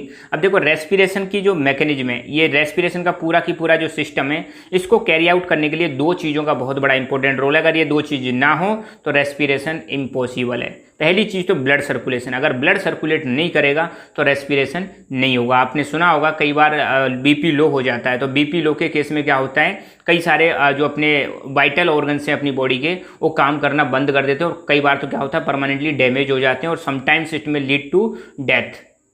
सुना होगा ना आपने BP लो बहुत डेंजरस है। BP लो मतलब ब्लड का प्रेशर क्या हो गया, लो। मतलब ब्लड क्या है, धीरे धीरे ऑर्गन्स तक पहुंचेगा, और ब्लड क्या लेके जाता है, ऑक्सीजन लेके जाता है। अब सोचो, हर हमारी बॉडी की सेल्स को क्या चाहिए, जिंदा रहने के लिए, एनर्जी के लिए क्या चाहिए, ऑक्सीजन चाहिए भाई। और ऑक्सीजन अगर उस ऑर्गन तक नहीं पहुंचेगी तो फिर वो ऑर्गन डैमेज हो सकता है, ठीक है। तो अगर रेस्पिरेशन कैरी आउट कराना है तो उसके लिए ब्लड सर्कुलेशन बहुत ज़्यादा जरूरी है। तो ब्लड सर्कुलेशन हम पहले वाले चैप्टर में पढ़ चुके हैं, ठीक है। आई होप आपको पता होगा। चलो मैं एक क्वेश्चन और दे देता हूं, आपको बताना है कि ऐसा कौन सा इंस्ट्रूमेंट है, उस इंस्ट्रूमेंट का नाम बताओ जो ब्लड प्रेशर मेजर करने के लिए यूज किया जाता है। तो ऐसे क्वेश्चन आ चुके हैं कई बार। तो write the name of instrument which is use to measure the blood pressure, ठीक है, बताना है आपको। तो रेस्पिरेशन की जो मैकेनिज्म है उसके लिए क्या क्या चाहिए, एक तो ब्लड का सर्कुलेशन होना चाहिए, और साथ में ब्रीदिंग के अंदर क्या होता है, हम सांस अंदर लेते हैं और सांस को बाहर छोड़ते हैं। अंदर लेने को बोलते हैं इनहेलेशन, बाहर छोड़ने को बोलते हैं एक्सहेलेशन। जब अंदर लेते हैं तो उसमें O2 आती है, बाहर छोड़ते हैं तो CO2। अब ऐसा नहीं है कि 100% यही निकलेगी, उसमें और भी गैसेस मिक्सचर होती हैं, पर जनरली बस इतना आपको ध्यान रखना है। ठीक है। ये एक्स्ट्रा नॉलेज में, ये मैंने शायद आपको बता दिया होगा। ब्रीदिंग और रेस्पिरेशन में क्या अंतर है, सिर्फ एक्स्ट्रा नॉलेज के लिए आपको मतलब इसको नोट कर लेना है, बाकी कोई दिक्कत नहीं। देखो ब्रीदिंग फिजिकल प्रोसेस है, फिजिकल मतलब बाहर। अब देखो हम इन्वायरमेंट से क्या लेते हैं, हवा, मतलब अपनी जो एयर है उसको अंदर लेते हैं और बाहर छोड़ते हैं, तो ये फिजिकल प्रोसेस है। जबकि रेस्पिरेशन कैसा है, बायोकेमिकल प्रोसेस। बायोकेमिकल क्यों कह रहे हैं, क्योंकि ये कहाँ पर हो रहा है, सेल के अंदर हो रहा है। रेस्पिरेशन ध्यान देना सेल के अंदर होता है, जबकि ब्रीदिंग में क्या होता है, बाहर की एयर लंग्स में जाती है और लंग्स से बाहर जाती है, इसको हम क्या बोलते हैं, ब्रीदिंग बोलते हैं। बायोकेमिकल, बायो मतलब क्या, किसी मतलब जीव के अंदर हो रहा है, लाइफ अंदर मतलब कहाँ पर, सेल के अंदर हो रहा है। वहाँ पर बहुत सारी केमिकल रिएक्शंस होती हैं, O2 CO2 में बदलती है। अपना जो फूड है वो किस में बदल जाता है, एनर्जी में बदल जाता है। CO2 मतलब बहुत सारी बायोकेमिकल रिएक्शंस होती हैं सेल के अंदर। तो रेस्पिरेशन के अंदर क्या होता है, बायोकेमिकल प्रोसेस होता है, और जबकि ब्रीदिंग में फिजिकल प्रोसेस। ब्रीदिंग कैसा है, extra cellular process. Extra cellular का मतलब है सेल के बाहर, ध्यान देना, ब्रीदिंग सेल के बाहर होती है, सिंपल सी बात है, बाहरी होती है। जबकि रेस्पिरेशन सेल के बाहर और सेल के अंदर दोनों तरफ होता है। देखो रेस्पिरेशन में सेल के अंदर भी प्रोसेस चलता है और सेल से फिर जो O2 CO2 उसका भी क्या होता है, एक्सचेंज होता है, वो भी मतलब एक्सचेंज होती है। इसमें कोई एंजाइम इन्वॉल्व नहीं होते ब्रीदिंग के दौरान, मगर रेस्पिरेशन में कई सारे एंजाइम्स इन्वॉल्व होते हैं जो क्या करते हैं, इसको कैरी आउट करते हैं रिएक्शन को। No energy is release. जब हम ब्रीदिंग सांस लेते हैं छोड़ते हैं तो उसमें कोई एनर्जी रिलीज नहीं होती, मगर डेफिनेटली रेस्पिरेशन के दौरान क्या होता है, एनर्जी रिलीज होती है। जब वो फूड का ऑक्सीडेशन होता है तो क्या निकलती है, एनर्जी निकलती है। ब्रीदिंग में कुछ ऑर्गन्स इन्वॉल्व होते हैं, ब्रीदिंग के दौरान हमारे कुछ ही ऑर्गन्स होते हैं, जैसे मान लो अपना लंग्स हो गया, ट्रैकिया, नोज, ये कुछ ऑर्गन्स इन्वॉल्व होते हैं। जबकि रेस्पिरेशन में हमारी बॉडी की जितनी भी सेल हैं वो सारी की सारी इन्वॉल्व होती हैं। हर सेल के अंदर क्या चलता है, रेस्पिरेशन प्रोसेस चलता है। ब्रीदिंग के दौरान क्या होता है, हम फ्रेश एयर लेते हैं और फाउल एयर को बाहर निकाल देते हैं, मतलब अच्छी हवा लेंगे और बेकार हवा जो है उसको बाहर निकाल दिया जाता है। जबकि ऑक्सीडेशन के दौरान, रेस्पिरेशन में क्या होता है, फूड का ऑक्सीडेशन होता है और फिर क्या बनता है, कार्बन डाइऑक्साइड, वाटर और एनर्जी बनती है। तो ये एक हमें मतलब एक बेसिक अंडरस्टैंडिंग होनी चाहिए कि ब्रीदिंग का मतलब क्या है और रेस्पिरेशन का मतलब क्या है। कोई अंतर पूछ ले तो आपको फटाफट बता देना है, मतलब आपको हमेशा एक स्टेप आगे रहना है, ठीक है। अच्छा, यहाँ तक तो हमने देखा कि रेस्पिरेटरी सिस्टम क्या है, रेस्पिरेशन क्या है। अब हम देखेंगे, क्या देखेंगे, ह्यूमन रेस्पिरेटरी सिस्टम। अब हमारा जो रेस्पिरेटरी सिस्टम है, अब उसमें थोड़ा सा एक स्टेप आगे जाएंगे, ठीक है। अभी तो सिर्फ इंट्रोडक्शन चल रहा है, अभी हमने कुछ पढ़ा नहीं है, ठीक है। अच्छा, the human respiratory system is divided into 3 parts. Human respiratory system को हम 3 भागों में डिवाइड कर सकते हैं। पहला है upper respiratory system, lower respiratory system and respiratory muscles, ठीक है। तो इन तीनों के बारे में हम एक एक करके डिस्कस करेंगे। ध्यान देना, ह्यूमन रेस्पिरेटरी सिस्टम 3 चीज़ों से मिलकर बना है। एक तो अपर मतलब ऊपर वाला, फिर उसके बाद लोअर उसके नीचे वाला, और रेस्पिरेटरी मसल्स। रेस्पिरेशन के दौरान आपने देखा होगा, हम सांस लेते हैं तो चेस्ट बाहर आती है, सांस छोड़ते हैं तो चेस्ट अंदर चली जाती है, तो बाहर आना, अंदर मतलब बाहर निकलना, अंदर जाना। तो इसके दौरान क्या होता है, हमारे बॉडी में मतलब रेस्पिरेशन के दौरान बहुत सारी ऐसी मसल्स होती हैं जो लगातार कॉन्ट्रैक्ट और रिलैक्स करती हैं। कॉन्ट्रैक्ट का मतलब सिकुड़ेंगी, रिलैक्स और मतलब रिलैक्स मतलब आराम करती हैं, ठीक है। सिकुड़ना फैलना, कॉन्ट्रैक्शन रिलैक्सेशन चलता रहता है, तो वो उनको हम बोलते हैं रेस्पिरेटरी मसल्स। तो एक बार ये देख लेते हैं कि अपर रेस्पिरेटरी सिस्टम में कौन कौन से ऑर्गन्स आते हैं और लोअर रेस्पिरेटरी सिस्टम में कौन कौन से ऑर्गन्स आते हैं। अपर, अब जैसे बॉडी का ऊपर वाला जो भाग है, तो सबसे पहले नोज, माउथ, फेरिंग्स, लैरिंग्स। तो लैरिंग्स तक का जो हिस्सा है वो किस में आता है, अपर रेस्पिरेटरी सिस्टम। और लोअर रेस्पिरेटरी सिस्टम में क्या आता है, ट्रैकिया जिसको विंड पाइप बोलते हैं, bronchi and bronchioles, lungs, alveoli. हालांकि एल्वियोलाई का ही पार्ट है क्या, लंग्स। और एल्वियोलाई के अंदर आपको पता है O2 और CO2 का क्या होता है, एक्सचेंज होता है, ठीक है। तो आपको ध्यान रखना है, लैरिंग्स तक तो क्या है, अपर रेस्पिरेटरी सिस्टम, और लैरिंग्स के नीचे वाला जो है वो क्या है, लोअर रेस्पिरेटरी सिस्टम। अब इनके बारे में हम आने वाले वीडियोज में एक एक करके देखने वाले हैं, फिलहाल तो बस यहीं तक विराम देते हैं। अच्छा, बायोलॉजी में कुछ वर्ड ऐसे हैं जिनके आपको नेम का मीनिंग पता होना चाहिए। जब भी आपको हेपेटिक वर्ड दिखाई दे, ये एक्स्ट्रा है, ठीक है। जब भी आपको हेपेटिक वर्ड दिखाई दे, समझ लेना ये किससे संबंधित है, लीवर से संबंधित है। जब भी आपको पल्मोनरी वर्ड दिखाई दे, सुनाई दे, कभी भी जब आप पल्मोनरी वर्ड समझो, तो पल्मोनरी किससे रिलेटेड होता है, लंग्स। पल्मोनरी वर्ड्स सुनते ही आपका माइंड कहाँ पर लिंक करेगा, लंग्स, की भाई ये लंग्स से संबंधित है। रीनल वर्ड अगर कहीं भी आए तो समझ लेना है किससे संबंधित है, किडनी। सेरेब्रल वर्ड आए कहीं पर भी आप समझ लेना ब्रेन से संबंधित है। और कार्डियक वर्ड आए तो समझ लेना हार्ट से संबंधित है। जैसे कई बार सुना होगा कार्डियक अरेस्ट, जिसको हम हार्ट अटैक भी बोलते हैं, ठीक है। तो ध्यान देना, मैं दोबारा बता रहा हूँ। हेपेटिक वर्ड लीवर से संबंधित है, पल्मोनरी लंग्स से संबंधित है, रीनल आर्टरी से संबंधित है, सेरेब्रल ब्रेन से संबंधित है और कार्डियक हार्ट से संबंधित है। तो इनका भी आपको ध्यान रखना है। तो बस आज के लेक्चर में इतना ही। तो आप हमारा Telegram channel lucky education join कर सकते हो, जहां पर हमारे आने वाले वीडियोज़ की नोटिफिकेशंस मिलती रहेगी और आपको यहाँ पर सारे के सारे नोट्स अवेलेबल होंगे। और नोट्स कैसे डाउनलोड करने हैं, मैंने एक छोटी सी वीडियो बना रखी है, इसको आप चेक कर सकते हो। How to download notes Lucky Education मिल जाएगा आपको। So thank you so much. Keep learning, keep enjoying and God bless you all. Hello my dear friends, welcome to lucky education. और आज हम देखेंगे रेस्पिरेटरी सिस्टम का लेक्चर नंबर 3। इससे पहले 2 लेक्चर आ चुके हैं, तो इसको देखने से पहले आप उन 2 लेक्चर्स को जरूर देखें ताकि आपके कंसेप्ट अच्छी तरह से क्लियर हो सकें। हम पढ़ रहे हैं क्लास 10th की बायोलॉजी, और बायोलॉजी में चल रहा है चैप्टर नंबर 2 ह्यूमन सिस्टम। और ह्यूमन सिस्टम में हम आ चुके हैं आज अपर रेस्पिरेटरी सिस्टम पर, ठीक है। तो शुरुआत करते हैं रेस्पिरेटरी सिस्टम का। तो जैसा कि मैंने लास्ट लेक्चर में आपको बताया था कि जो ह्यूमन रेस्पिरेटरी सिस्टम है उसको हम 2 भागों में बांट सकते हैं। एक तो अपर रेस्पिरेटरी सिस्टम और दूसरा है लोअर रेस्पिरेटरी सिस्टम। अपर में आता है नोज, माउथ, फेरिंग्स, लैरिंग्स, और लोअर में आता है trachea, bronchi, bronchioles, lungs, alveoli, ठीक है। तो आज हम देखेंगे सिर्फ और सिर्फ अपर रेस्पिरेटरी सिस्टम के बारे में। मतलब कहने का ये है कि we are going to discuss about nose, mouth, pharynx, larynx, इन सब का रोल किसमें, रेस्पिरेटरी सिस्टम में, ठीक है। तो शुरुआत करते हैं अपर रेस्पिरेटरी सिस्टम। 1 नंबर का क्वेश्चन ये भी आ सकता है कि right the name of organs involve in upper respiratory system, या फिर रेस्पिरेटरी सिस्टम जो अपर रेस्पिरेटरी सिस्टम है उनमें कौन कौन से ऑर्गन्स आते हैं। तो आपको बताना है नोज, माउथ, फेरिंग्स और लैरिंग्स, ये आते हैं हमारे अपर रेस्पिरेटरी सिस्टम में, ठीक है। तो यही चीज़ आपको पूछी जा सकती है, सो आपको बतानी है।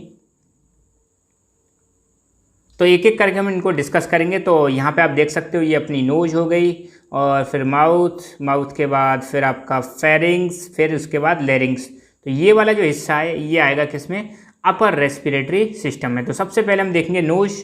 तो नोज तो आप सब लोग जानते होंगे, ये क्या है अपनी नोज, और इसमें 2 छिद्र होते हैं, होल्स होते हैं, जिससे हम क्या लेते हैं, सांस लेते हैं, और इनको हम बोलते हैं नॉस्ट्रिल्स। क्या बोलेंगे, नॉस्ट्रिल्स। और नाक में आपने देखा होगा बाल भी रहते हैं, छोटे छोटे बाल रहते हैं। तो जो बाल रहते हैं वो एक प्रकार से फिल्टर की तरह काम करते हैं। तो फिल्टर के बारे में तो आप जानते होंगे, जो किसी चीज़ को क्या कर दे, फिल्टर कर दे, ठीक है।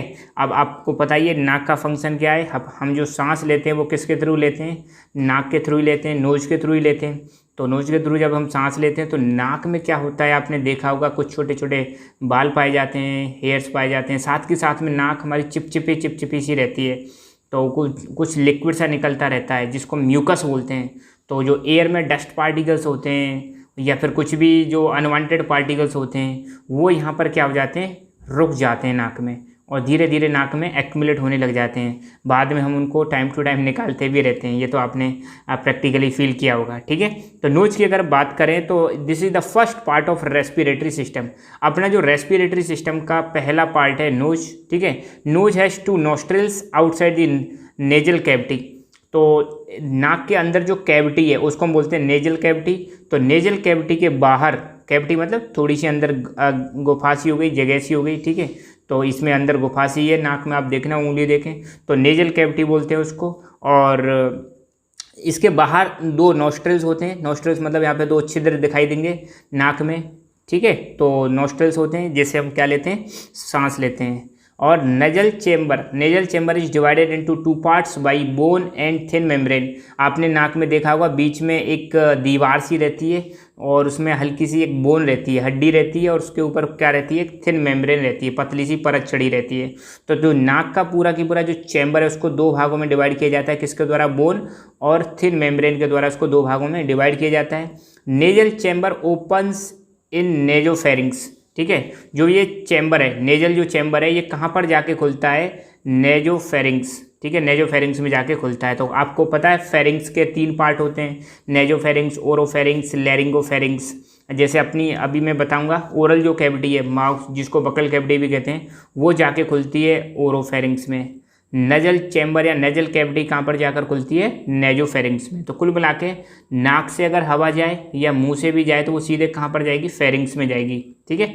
ओके, तो ये तो रही बात। और इसके अलावा एक थिन लाइनिंग का मतलब एक प्रकार से आप ऐसे समझ लो कवर सा रहता है, कुछ कुछ कवर, ठीक है। A thin lining along with hairs and mucus in nasal chamber work like the filter. आपको पता है नाक में एक लाइनिंग होती है, एक दीवार सी होती है, ऐसे समझ लो एक कवर सा रहता है। तो वो किस चीज़ का कवर रहता है, एक तो उसमें बाल रहते हैं, तो नाक में आप देखो दोनों नाकों में बाल मिलेंगे छोटे छोटे से, और क्या मिलेगा, म्यूकस मिलेगा। म्यूकस मतलब थोड़ा सा लिक्विड वाला पार्ट मिलता है, तो आप नाक में देखो गीली गीली सी रहती है। एक तो जुकाम लगती है वो वाली नाक होती है, तो मैं उसकी बात नहीं कर रहा हूँ, ठीक है। तो हम जो मतलब थोड़ा थोड़ा गीलापन सा जो रहता है उसको हम म्यूकस बोलते हैं। तो इससे फ़ायदा क्या होता है, ये एयर को फिल्टर करता है। फिल्टर मतलब एयर में जो डस्ट पार्टिकल्स होते हैं उन डस्ट पार्टिकल्स को क्या कर लेता है, ये ब्लॉक कर देता है फिल्टर करके। अब जो हवा जाएगी अपने लंग्स के अंदर वो कैसी जाती है, फिल्टर होके जाती है। तो यहाँ पे जो पार्टिकल्स होते हैं डस्ट पार्टिकल्स वो रिमूव कर दिए जाते हैं, किसके द्वारा, इस म्यूकस और हेयर्स के द्वारा। This air filter mechanism filter out the dust particles and the other unwanted particles from the air। तो एयर में जो भी अनवांटेड पार्टिकल्स होते हैं वो फिल्टर आउट कर दिए जाते हैं, किसके द्वारा, म्यूकस एंड हेयर्स के द्वारा, जो कहाँ पर पाए जाते हैं, नेजल चैम्बर में पाए जाते हैं। Only after purification the inhaled air enters in the lungs. जब ये एयर प्योरीफाई हो जाती है तभी कहाँ पर जाती है, लंग्स में जाती है। दूसरा है ऑर्गन हमारा माउथ। तो ये हो गया माउथ। तो कई बार आपने देखा होगा जुकाम लग जाता है हमें, कोल्ड जब होता है तो अपनी नाक जो है वो चौक हो जाती है। चौक हो जाती है तो नाक से सांस लेने में हमें तकलीफ़ होती है, तो हम मुंह से सांस लेते हैं। उस समय आपने देखा होगा, फील भी किया होगा। तो ऐसा होता है, सबके साथ होता है, ठीक है। तो उस केस में जो माउथ है वो किसकी तरह काम करता है, एक सेकेंडरी ऑर्गन की तरह काम करेगा। अब नाक की जगह हम सांस कहाँ से लेंगे, माउथ से लेते हैं, ठीक है। तो mouth place secondary role in breathing. Secondary role play करता है कौन, माउथ। जनरली तो आपको पता है हम नाक से ही सांस लेते हैं, पर इन केस नाक में अगर कुछ प्रॉब्लम है, जुकाम बुखाम हो गया, चौक हो गई, तब हम माउथ से सांस लेते हैं। तो in case of any obstruction in knows, अगर नाक में क्या आ जाए, ऑब्स्ट्रक्शन। ऑब्स्ट्रक्शन का मतलब बाधा आ जाए। अब बाधा तो सिंपल सी बात है, जुकाम के केस में आती है। We can easily breath through mouth. Mouth से लेते हैं। कई बार आप नाक को बंद कर लो, अभी बंद करके देखो तो आप मुंह से भी सांस ले सकते हो। तो अपने पास भगवान ने अच्छा मतलब चीज़ बना रखा है कि अगर नाक बंद हो जाए तो मुंह से भी सांस ली जा सकती है। तो however the air which enters through mouth is not pure as that entering through the nose. मगर यहाँ पे प्रॉब्लम है एक। अब देखो माउथ में तो बाल वाली ये सारी चीज़ें नहीं रहती, नाक में तो ये सारी चीज़ें रहती हैं, नोज में। तो नोज क्या करती है, इसको फिल्टर करती है। मगर माउथ में फिल्टर करने का कोई जुगाड़ नहीं है। तो ये जो एयर जाती है ये कैसी होती है, थोड़ी डेंजरस हो सकती है हमारे लिए, ठीक है। अच्छा, ये डायग्राम है, आपको मैंने कई बार दिखाया होगा। ये कुछ देखो, माउथ से हम जो खाना खाते हैं वो कहाँ रहता है, बक्कल कैविटी या ओरल कैविटी। ओरल कैविटी जाकर ओपन होगी कहाँ पर, ओरोफेरिंग्स में। कहाँ पर, ओरोफेरिंग्स। ये है नेजल कैविटी। नेजल कैविटी जाकर कहाँ पर ऊपर होगी, नेजोफेरिंग्स में, ठीक है। तो दो फेरिंग्स हो गई, नेजोफेरिंग्स, ओरोफेरिंग्स। और नीचे है लैरिंगोफेरिंग्स, या इसको हाइपोफेरिंग्स के नाम से भी जानते हैं। तो अगर कोई पूछ ले कि फेरिंग्स कितने टाइप की है, 3, नेजोफेरिंग्स, ओरोफेरिंग्स, लैरिंगोफेरिंग्स। नेजल कैविटी कहाँ पर जाकर खुलती है, नेजोफेरिंग्स। ओरल कैविटी कहाँ पर जाकर खुलती है, ओरोफेरिंग्स। और ये दोनों यहाँ पर जाके मर्ज हो जाती हैं, ठीक है, ऐसे समझ लो। तो ये चीज़ भी आपको ध्यान रखना है और हर चीज़ का आपको पता होना चाहिए। नेजल कैविटी मतलब नाक के अंदर जो कैविटी है, माउथ के अंदर जो कैविटी है उसको ओरल कैविटी, और लैरिंग्स के ऊपर है लैरिंगोफेरिंग्स, और ईसोफेगस आपको पता है अपनी बैक साइड में रहती है, और फ्रंट में क्या रहता है आपका, ट्रैकिया रहता है। अच्छा, अब बात करते हैं फेरिंग्स की। तो फेरिंग्स हमने देखा, फेरिंग्स क्या, एक फनल शेप्ड कैविटी है, ऐसे करके कुछ फनल शेप कैविटी है, और इसी को हम क्या बोलते हैं, फेरिंग्स बोलते हैं, ठीक है। Through pharynx food goes to oesophagus and और food pipe, and air goes to wind pipe और ट्रैकिया। अब देखो मैंने अभी बताया, यहाँ पे आप देखो, और माउथ से तो हम क्या खाते हैं, खाना खाते हैं, यहाँ से एयर जाएगी और ये जाके कॉमन एक जगह पर मिलेंगी फेरिंग्स में। तो फेरिंग्स में क्या होता है, डिवाइड हो जाएंगी चीज़ें, ठीक है। कैसे डिवाइड हो जाएंगी, यहाँ तो अपना, यहाँ पे दिखाता हूँ मैं, ये देखो यहाँ पे मान लो दोनों चीज़ आ गई, तो इधर तो चले जाएगा आपका फूड और इधर जाएगी आपकी एयर। तो अपनी जो ट्रैकिया में तो एयर चली जाती है, और ईसोफेगस में क्या चला जाता है, फूड चला जाता है। तो ये मतलब एक कॉमन पाथ है। कैसा पाथ है, कॉमन। यहाँ पे दोनों चीज़ जाती है फेरिंग्स में, फूड भी जाता है एज वेल एज एयर भी जाती है। तो फूड तो चला जाता है ईसोफेगस या फूड पाइप में, और एयर चली जाती है विंड पाइप या ट्रैकिया में। तो ये चीज़ हमने आपको डाइजेस्टिव सिस्टम में भी बताई थी। तो फेरिंग्स के 3 पार्ट्स होते हैं, नेजल कैविटी जहाँ पर जाकर ओपन होती है उसको हम बोलते हैं नेजोफेरिंग्स। ओरल कैविटी जहाँ पर जाकर ओपन होती है उसको ओरोफेरिंग्स। लैरिंग्स के ऊपर वाला जो हिस्सा है उसको हाइपोफेरिंग्स या लैरिंगोफेरिंग्स के नाम से भी जाना जाता है। तो 1 नंबर में ये भी क्वेश्चन पूछा जा सकता है, right the name of different parts of pharynx. तो आपको बताना नेजोफेरिंग्स, ओरोफेरिंग्स और लैरिंगोफेरिंग्स, रटना नहीं है।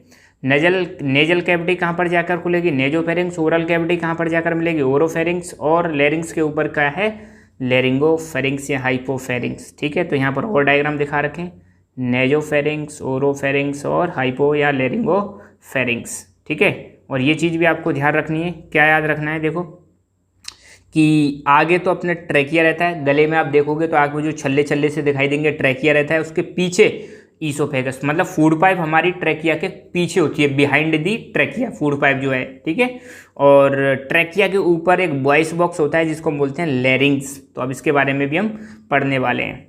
ठीक है, अच्छा, nasopharynx is the first portion of pharynx. Simple सी बात है, आप देखो यहाँ पे फेरिंग्स के 3 हिस्से होते हैं, तो तीनों में सबसे पहले नेजोफेरिंग्स, फिर ओरोफेरिंग्स और फिर हाइपोफेरिंग्स या लैरिंगोफेरिंग्स। तो ये फर्स्ट पोर्शन है nasopharynx. Air goes to nasopharynx air after passing nasal cavity and then it is reach to oropharynx. Simple सी बात है, नेजल कैविटी, ये आपकी नेजल कैविटी होगी, नेजल कैविटी से एयर कहाँ पर जाएगी, नेजोफेरिंग्स में जाएगी, और फिर कहाँ पर जाएगी, ओरोफेरिंग्स में जाएगी, और फिर इसके बाद कहाँ पर चली जाएगी, ट्रैकिया में चली जाएगी। एयर की हम बात कर रहे हैं। ठीक है, when we take air from the mouth it's directly go to oropharynx. ठीक है, अब देखो, अगर हम माउथ से अगर एयर लेते हैं तो माउथ से क्या होगा, पहले तो ये अपनी बक्कल कैविटी में जाएगी या ओरल कैविटी में जाएगी, और ओरल कैविटी से सीधे कहाँ जाएगी, ओरोफेरिंग्स में। जब मुंह से सांस लेते हैं तो नेजोफेरिंग्स में नहीं जाती, कुल मिला के याद रखना है। नेजोफेरिंग्स में कब जाती है, जब हम नोज से सांस लेते हैं। अगर मुंह से डायरेक्टली एयर ले रहे हैं तो ये डायरेक्टली कहाँ पर जाएगी, गोज डायरेक्टली टू ओरोफेरिंग्स। ठीक है, अच्छा, air after oropharynx reaches to laryngopharynx and with the help of epiglottis it reaches to larynx. ठीक है, एपिग्लोटिस के बारे में मैंने बताया था, एक फ्लैप टाइप स्ट्रक्चर होता है जो फूड को प्रिवेंट करता है, फूड को प्रिवेंट करता है ट्रैकिया में जाने से। ठीक है, मतलब ये क्या है, फूड को प्रिवेंट करेगा, खाना जो है उसको अपनी जो विंड पाइप है वहाँ पर जाने से रोकता है। तो और एयर कहाँ पे जाएगी, नोज से ओरोफेरिंग्स में जाएगी, फिर लैरिंगोफेरिंग्स में जाएगी, और फिर एपिग्लोटिस के थ्रू कहाँ पर चली जाएगी, लैरिंग्स में, और लैरिंग्स से फिर ट्रैकिया के थ्रू कहाँ तक जाती है, लंग्स तक जाएगी। ठीक है, एपिग्लोटिस का यहाँ पे काम भी दे रखा है, ये पढ़ सकते हो आप। Epiglottis prevent food from entering into wind pipe and prevents air from entering into food pipe. तो एपिग्लोटिस का जो काम है, ये फूड को ना तो विंड पाइप में जाने देती और ना एयर को फूड पाइप में जाने देती। तो ये सबसे बड़ा काम है किसका, एपिग्लोटिस। ओके, अगला है अपना लैरिंग्स। अब हम देखेंगे लैरिंग्स के बारे में। ठीक है, तो लैरिंग्स ध्यान देना, पहली बात तो ये फेरिंग्स से कनेक्टेड होता है और ट्रैकिया से कनेक्टेड होता है। मतलब यहाँ पे नीचे ट्रैकिया हो जाएगा और उसके ऊपर क्या हो जाएगा, फेरिंग्स। तो फेरिंग्स और ट्रैकिया के बीच में है आपका लैरिंग्स। ये चीज़ आपको ध्यान रखनी है। It is made up of 9 cartilaginous structures. मतलब इसमें जो कार्टिलेज ऐसे करके कुछ रिंग्स ही होती हैं और वो कार्टिलेजिनस स्ट्रक्चर होता है। ठीक है, हल्के से आप देखोगे फ्लेक्सिबल दिखता है। यहाँ पे मांस की सी थोड़ी सी मतलब कुछ स्ट्रक्चर सा पाया जाता है, छल्ले से पाए जाते हैं। आप देखोगे गले में थोड़ा हाथ डाल के तो आपको दिख जाएंगे। तो कुछ उनको कार्टिलेज बोलते हैं। तो ये 9 कार्टिलेजिनस स्ट्रक्चर होते हैं, ये मिलके क्या बनाते हैं, लैरिंग्स बनाते हैं। ठीक है, और larynx is also called as voice box. Larynx को ही हम वॉइस बॉक्स के नाम से जानते हैं। मतलब जो अपनी वॉइस जो जनरेट हो रही है, जो मैं बोल पा रहा हूँ, आप जो बोल पाते हो, वो वॉइस कहाँ पर जनरेट होती है, लैरिंग्स के अंदर ही जनरेट होती है। यहाँ पर 2 वोकल कॉर्ड्स पाए जाते हैं। वोकल कॉर्ड्स देखो, ये है आपका ईसोफेगस, नीचे है ट्रैकिया, और ट्रैकिया के ऊपर जो स्ट्रक्चर बना हुआ है ये है आपका लैरिंग्स। ठीक है, तो लैरिंग्स में तो यहाँ पर 1 और 2 ये वोकल कॉर्ड्स हैं। ये भी वोकल कॉर्ड है। ये यहाँ पर वोकल कॉर्ड कैसे हैं, क्लोज हैं, और यहाँ पर क्या है, ओपन है।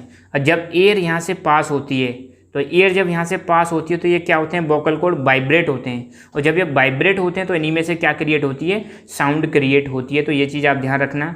यहाँ पर 2 वोकल कॉर्ड्स पाए जाते हैं लैरिंग्स में, और इन्हीं वोकल कॉर्ड्स की सहायता से साउंड प्रोड्यूस होती है। तो when air passes through लैरिंग्स it creates vibrations in vocal cords and sound is produced. ठीक है, मैं दोबारा बता रहा हूँ। लैरिंग्स दो चीज़ों के बीच में, ऊपर फेरिंग्स नीचे ट्रैकिया, 9 कार्टिलेजिनियस स्ट्रक्चर से बना हुआ होता है। इसको वॉइस बॉक्स के भी नाम से जाना जाता है। इसमें 2 वोकल कॉर्ड्स होते हैं और जब एयर पास होती है लैरिंग्स के थ्रू तो उसमें वोकल कॉर्ड्स में वाइब्रेशंस प्रोड्यूस होते हैं और वाइब्रेशंस की वजह से ही साउंड क्या होती है, प्रोड्यूस होती है। ओके, और ये और एनाटॉमी देख सकते हो, ये आपका लैरिंग्स, नीचे ट्रैकिया, ट्रैकिया फिर डिवाइड होता है और ये कहाँ पर जाता है, लंग्स में। ठीक है, तो ये चीज़ आपको ध्यान रखनी है। तो यहाँ पर हमारा ये लेक्चर फिनिश होता है, तो आप हमारा Telegram channel lucky education join कर सकते हो, जहाँ पर आपको नोट्स एज वेल एज जो आपके जितने भी आने वाले यूट्यूब के वीडियो जो उनकी नोटिफिकेशंस मिलती रहेगी।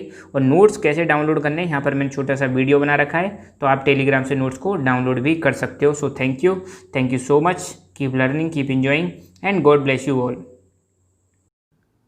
Hello my dear friends, welcome to lucky education. और आज हम देखेंगे क्लास 10th की biology chapter number 2 human system, और इसका लेक्चर नंबर 4 आज हम डिस्कस करने वाले हैं। और लेक्चर नंबर 4 में आज हम देखेंगे लोअर रेस्पिरेटरी सिस्टम के बारे में। तो लेक्चर नंबर 3 में मैंने अपर रेस्पिरेटरी सिस्टम के बारे में बताया था, और रेस्पिरेटरी सिस्टम से रिलेटेड मैंने बहुत सारी बेसिक जानकारी भी आपको पिछले वाले लेक्चर्स में बताई है। तो वो वाले लेक्चर्स आप ज़रूर देखें। ठीक है, कभी भी बीच में से स्टार्ट ना करें, अगर अच्छी तरह से समझना है और आपको आता है तो फिर कोई दिक्कत वाली बात है ही नहीं। तो ह्यूमन रेस्पिरेटरी सिस्टम हम पढ़ रहे हैं, इसके 2 भाग हैं, एक अपर रेस्पिरेटरी सिस्टम और दूसरा है लोअर रेस्पिरेटरी सिस्टम।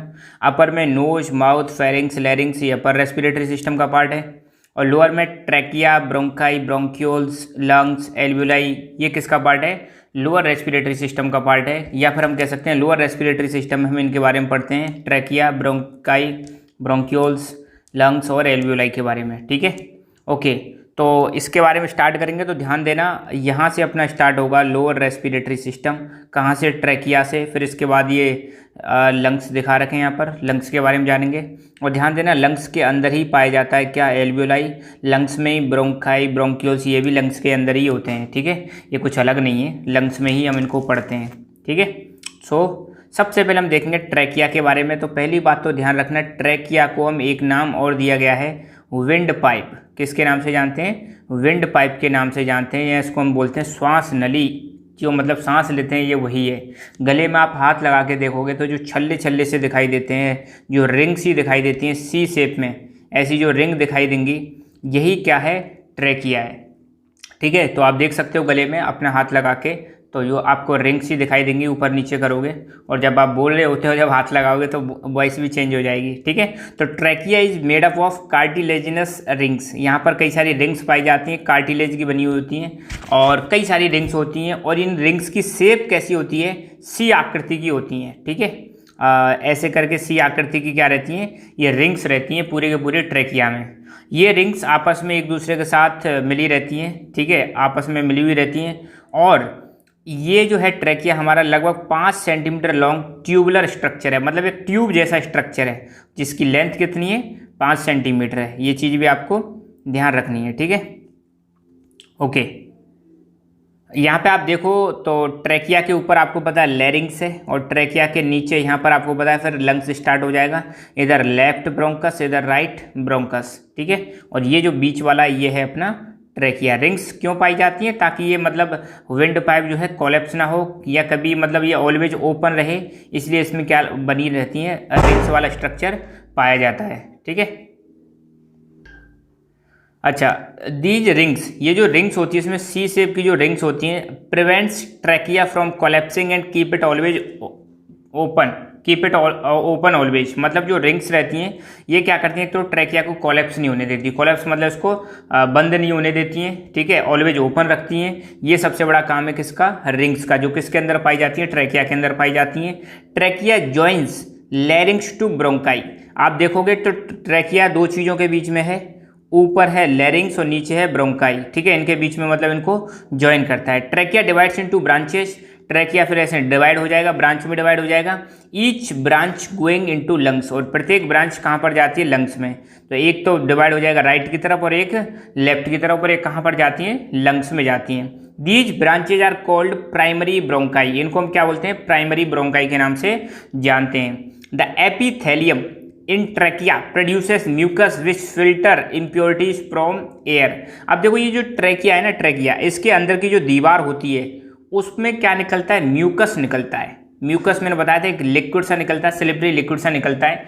अब जब हवा यहाँ पर पास करेगी ट्रैकिया के थ्रू, तो मान लो बाई चांस नोज में से भी अगर मान लो कुछ इम्प्योरिटी रह जाती है, तो वो इम्प्योरिटी क्या है, यहाँ पर जो लिक्विड निकल रहा है वो लिक्विड क्या कर लेता है, उसको ट्रैप कर लेता है, रोक लेता है। ठीक है, तो ध्यान देना यहाँ पर जो ट्रैकिया होता है इसकी अंदर की जो दीवार होती है वहाँ पर एपिथेलियम टिश्यू पाए जाते हैं। एपिथेलियम टिश्यू हमने पढ़े हैं, मैं अभी बताऊंगा कितने टाइप्स के टिश्यू होते हैं। तो एपिथेलियम की एक लेयर पाई जाती है।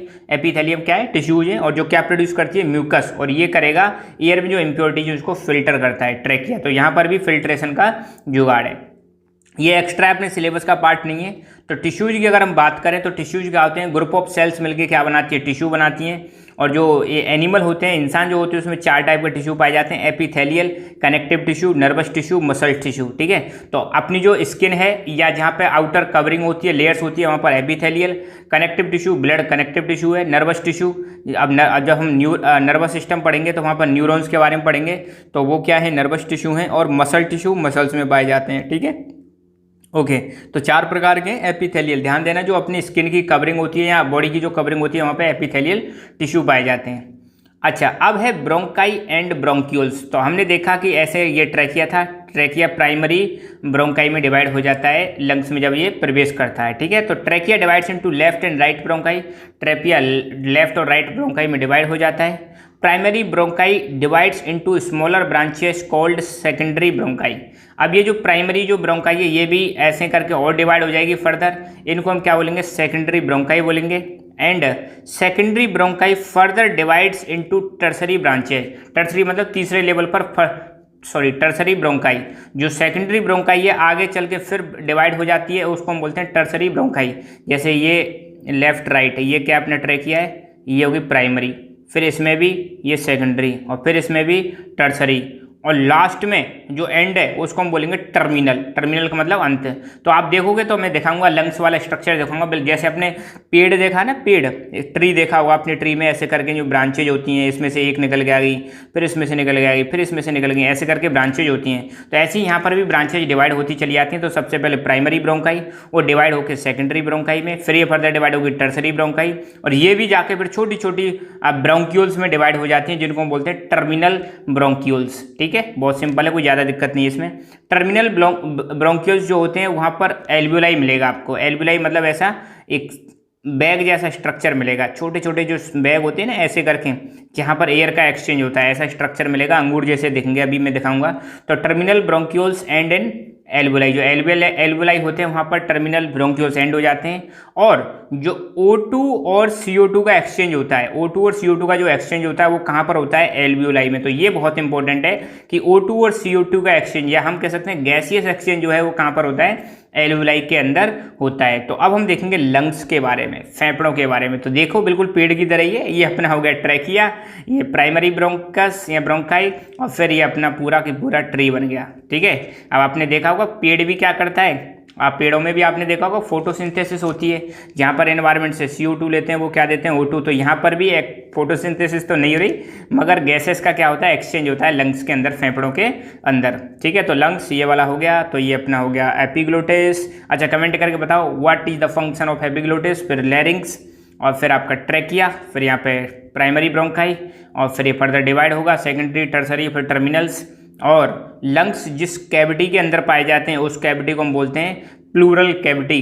और लंग्स में बाहर जो लेयर बनी हुई होती है, कवरिंग जो होती है लंग्स के ऊपर, वो होती है प्लूरल मेम्ब्रेन की, उसको हम प्लूरल मेम्ब्रेन बोलते हैं। ठीक है, यहाँ पर बीच में हार्ट होता है, तो हार्ट तो पीछे के पार्ट है, और नीचे की तरफ एक मसल्स होती है जिसको हम बोलते हैं डायफ्रम। तो ये डायफ्रम जो है नॉर्मली तो ऐसे रहता है, ठीक है, रिलैक्स कंडीशन में, और जैसे ही एयर अंदर आएगी तो ये कैसा हो जाता है, ऐसे कॉन्ट्रैक्ट हो गया, ऐसा हो जाएगा, फ्लैट हो जाएगा। ठीक है, ओके। तो लंग्स के बारे में हम जानते हैं। तो लंग्स कैसे हैं, हमारे फ्लेक्सिबल हैं, सॉफ्ट हैं, और बलून लाइक स्ट्रक्चर हैं, बहुत ही फ्लेक्सिबल हैं, मतलब रिलैक्स होते हैं, कॉन्ट्रैक्ट होते हैं, इसलिए उनको फ्लेक्सिबल बोल रहे हैं, सॉफ्ट होते हैं, और बैलून लाइक स्ट्रक्चर होते हैं। Lungs are made up of bronchi, bronchioles, alveoli and blood capillaries. अब आपने देखा होगा ब्लड में भी जो ब्लड वेसल्स होती हैं हमारी 3 टाइप्स की होती हैं, आर्टरी, वीन्स और कैपिलरीज। तो छोटी छोटी जो होती हैं, बहुत ही मतलब माइन्यूट जो होती हैं, छोटे छोटे मतलब जो ब्लड वेसल्स होती हैं, उनको कैपिलरीज बोलते हैं। तो लंग्स में भी ये तीनों चीज़ मिलेंगे आपको। लंग्स में आपको ब्रोंकाई मिलेगा, ब्रोंक्यूल्स मिलेंगे और एल्वियोलाई, साथ के साथ में ब्लड कैपिलरीज मिलेंगी। मेल में जो इंसान होते हैं, सॉरी आदमी जो होते हैं, उसमें लंग्स हैवी होते हैं, और वुमेन में लंग्स कैसे होते हैं, थोड़े हल्के होते हैं। ये चीज़ भी आपको ध्यान रखनी है। Left lung is divided into 2 lobes and right lung is divided into 3 lobes. मतलब लेफ्ट वाला जो लंग है वो 2 हिस्सों में बटा होता है, और राइट वाला जो लंग है वो 3 हिस्सों में बटा हुआ होता है। तो यहाँ पर आप देख सकते हो, ये है अपना लेफ्ट लंग। इसमें 2 लोब होते हैं, एक अपर और लोअर। ये ऊपर वाले को हम सुपीरियर लोब बोलते हैं और नीचे वाले को इन्फीरियर लोब। तो लेफ्ट लंग 2 लोब में डिवाइडेड होता है और राइट लंग 3 लोब में, सुपीरियर, मिडिल और इन्फीरियर। या इनको ऐसे बोल सकते हैं अपर, मिडिल और लोअर। ठीक है, तो ये चीज़ आपको ध्यान रखनी है, डिवीजन वाला भी। Each lobe is divided into many सब लोब्स। अब जो लोब होती हैं, ये लोब भी एक, जैसे ये लोब है, ये किस में डिवाइडेड होगा, सब लोब्स में डिवाइड होगा। ईच सब lobe is divided into many small segments. ठीक है, और जो सब लोब होते हैं वो किस में डिवाइडेड होते हैं, छोटे छोटे सेगमेंट्स में डिवाइड होते हैं। और प्रत्येक segment, each segment has fine branches of bronchi, arteries, veins which make functional units.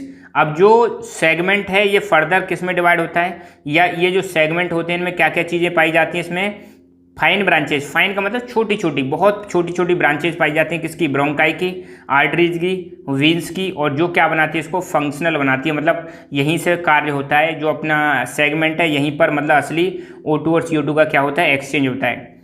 ये मान लो अपना क्या है, एल्वियोलाई है। क्या है ये, एक एल्वियोलाई है अंगूर जैसे शेप में। ठीक है, तो अब देखो एल्वियोलाई में क्या होता, सॉरी हाँ एल्वियोलाई है, और एल्वियोलाई में आपका क्या होगा, हार्ट से इम्प्योर ब्लड आता है। इम्प्योर मतलब CO2 वाला ब्लड आ जाता है, और इन्वायरमेंट से क्या आती है, इन्वायरमेंट से O2 आएगी, तो CO2 तो बाहर चली जाती है, O2 ब्लड में मिक्स हो जाती है। तो यहाँ पे देखो ये इम्प्योर ब्लड आ रहा है, इन्वायरमेंट से एयर आई, इसमें से ऑक्सीजन ब्लड में मिल जाती है, और यहाँ पर रेड हो गया। और रेड ब्लड आपको पता है कैसा होता है, प्योर ब्लड होता है। और ब्लू ब्लड जो हम रिप्रेजेंट करते हैं वो कैसा होता है, इम्प्योर। फिर यहाँ से कार्बन डाइऑक्साइड ब्लड में से यहाँ पे आई और इन्वायरमेंट में चली जाती है। ठीक है, और जो प्योर ब्लड है वो कहाँ पर चला जाता है, हार्ट। तो आपको पता है हार्ट में भी हमारे में 4 चैम्बर होते हैं। ठीक है, 2 ऊपर 2 नीचे। तो ऊपर वाले चैम्बर्स में तो आपका पता है कैसा ब्लड होता है, प्योर ब्लड, और नीचे वाले चैम्बर्स में कैसा होता है, इम्प्योर ब्लड। ठीक है, तो ये चीज़ आपको ध्यान रखनी है। ओके, सॉरी, ऊपर वाले जो चैम्बर हैं इसमें लेफ्ट और राइट, लेफ्ट साइड में तो आपका प्योर ब्लड रहेगा और राइट साइड में कैसा रहता है, इम्प्योर। ये चीज़ आपको ध्यान रखनी है। खैर लंग्स पढ़ेंगे जब मैं आपको बता दूंगा, तब ध्यान रखना आप। ठीक है, तो लंग्स से इम्प्योर ब्लड आता है, और सॉरी हार्ट से इम्प्योर ब्लड लंग्स में आएगा, और लंग्स में प्योर होने के बाद ये वापस कहाँ पे चला जाता है, हार्ट में चला जाता है। तो ये आप देख सकते हो, ये इम्प्योर ब्लड आ रहा है हार्ट से, इसमें से CO2 बाहर निकल जाएगी, O2 मिल जाएगी, और ये कहाँ चलेगी, इन्वायरमेंट में चलेगा, और ये वाला ब्लड कहाँ पे चला जाएगा, हार्ट में चला जाएगा। ठीक है, एल्वियोलाई की अगर बात करें तो ये बहुत ही इंपॉर्टेंट है। एल्वियोलाई दिखता कैसा है, कुछ ऐसे करके ये स्ट्रक्चर है एल्वियोलाई का, ये आप देख सकते हो। यहाँ पर ऐसे कुछ अंगूर जैसे शेप में ये मतलब होते हैं एल्वियोलाई, और इन्हीं के अंदर, इन्हीं पर मतलब देखो चारों तरफ इनमें क्या होती हैं, ये नीली और रेड कलर की जो धागे धागे से दिखा रखे हैं, इनको हम बोलते हैं आर्टरी और वीन्स। ये कैपिलरीज होती हैं, ये इनके ऊपर मतलब चारों तरफ ऐसे कवर करके रखती हैं इनको। ठीक है, तो ये चीज़ ध्यान रखना। एल्वियोलाई जो है ये बहुत ही इंपॉर्टेंट है, यहीं पर क्या होता है, गैसियस एक्सचेंज होता है। तो each lung is made up of spongy tissues. Spongy मतलब गदगदे से, मतलब जिनको दबा दो फिर वो अपनी पुरानी शेप में आ जाते हैं, ओल्ड शेप में आ जाते हैं, या स्टार्टिंग वाली पोजीशन में आ जाते हैं। तो each lung is made up of spongy tissues and contains many capillaries. प्रत्येक लंग में बहुत सारी कैपिलरीज पाई जाती हैं। कैपिलरीज क्या है, ब्लड वेसल्स हैं। ठीक है, about 30 million alveoli are found. मतलब लंग जो होते हैं हमारे, उसमें कितनी एल्वियोलाई पाई जाती हैं, 30 मिलियन, मतलब 3 करोड़। कितनी करोड़, 3 करोड़ एल्वियोलाई पाई जाती हैं हमारे लंग्स में। सोचो 3 करोड़ कितना बड़ा नंबर है। ठीक है, alveolus is lined by squamous epithelium. Epithelium का भी एक टाइप है स्क्वेमस। तो जो ये आप देख रहे हो ये है आपका एल्वियोलाई। ठीक है, तो इसका अंदर जो ये मतलब जो थैलिस है, इसको हम एल्वियोलस भी बोल देते हैं। तो एल्वियोलस के अंदर एक लाइनिंग होती है, लाइन मतलब इसकी कवरिंग होती है। तो वो कवरिंग किसकी होती है, वो होती है squamous epithelium and blood capillaries. और इसके ऊपर क्या रहती हैं, ब्लड कैपिलरीज रहती हैं, इसको कवर करके रखती हैं। Exchange of gases takes place in alveoli, ये बहुत इंपॉर्टेंट है। गैसेस का जो एक्सचेंज है वो एल्विलाई के अंदर ही होता है। मैं दोबारा बता रहा हूँ, एल्विलाई स्पॉन्जी टिश्यूज होते हैं, इसमें कैपिलरीज भी पाई जाती हैं और लगभग 30 मिलियन एल्विलाई पाई जाती हैं कहाँ पर, लंग्स में। और एल्वियलस जो होता है, ये जो एल्वियलस होता है इसमें जो अंदर लाइनिंग जो होती है, जिसकी जो दीवार रहती है वो किसकी लाइनिंग होती है, लाइनिंग मतलब कवरिंग जो होती है वो किसकी होती है, एपिथेलियम, स्क्वेमस एपिथेलियम। और इसमें क्या पाई जाती है, ब्लड कैपिलरीज भी पाई जाती हैं, ठीक है, क्योंकि ब्लड कौन लेके आएगा, कैपिलरीज ही लेके आएंगी, ठीक है। और गैसेस का एक्सचेंज भी कहाँ पर होता है, एल्विलाई के अंदर ही होता है। जैसे ये प्योर ब्लड आ रहा है और यहाँ से इम्प्योर ब्लड आ रहा है और ये प्योर जा रहा है। तो इम्प्योर ब्लड आपको बताइए, ये आरबीसी ब्लड लेके आ रही है, ये ब्लू दिखा रखी है, मतलब इसमें कार्बन डाइऑक्साइड है, ये रही कार्बन डाइऑक्साइड, ठीक है। और ये कार्बन डाइऑक्साइड फिर बाहर चली जाती है, ऑक्सीजन इसमें मिल जाती है और आरबीसी अब क्या लेके जाएंगी, प्योर ब्लड लेकर जाती हैं। ओके, तो ये हो गया। और ये भी सेम चीज़ है, कई सारे पिक्स मैंने दिखा दिए। ये ब्लड वही है जिसमें CO2 है और यहाँ से ऑक्सीजनेटेड ब्लड जा रहा है और जो CO2 है बाहर चली जाती है, O2 इसमें मिल जाती है एल्विलाई के अंदर, ठीक है। तो ये हुआ एल्विलाई। तो एल्विलाई जो होता है वो रेस्पिरेटरी सिस्टम का बिल्कुल एंड पॉइंट होता है। यहाँ पर अगर देखोगे एंड पॉइंट होता है और यहीं पर ऑक्सीजन और कार्बन डाइऑक्साइड का क्या होता है, एक्सचेंज होता है। तो ये चीज़ आपको ध्यान रखनी है, ठीक है। तो अब ये हमारा ख़त्म हुआ। तो हमने देख लिया अपर रेस्पिरेटरी सिस्टम देख लिया, हमने लोअर रेस्पिरेटरी सिस्टम देख लिया।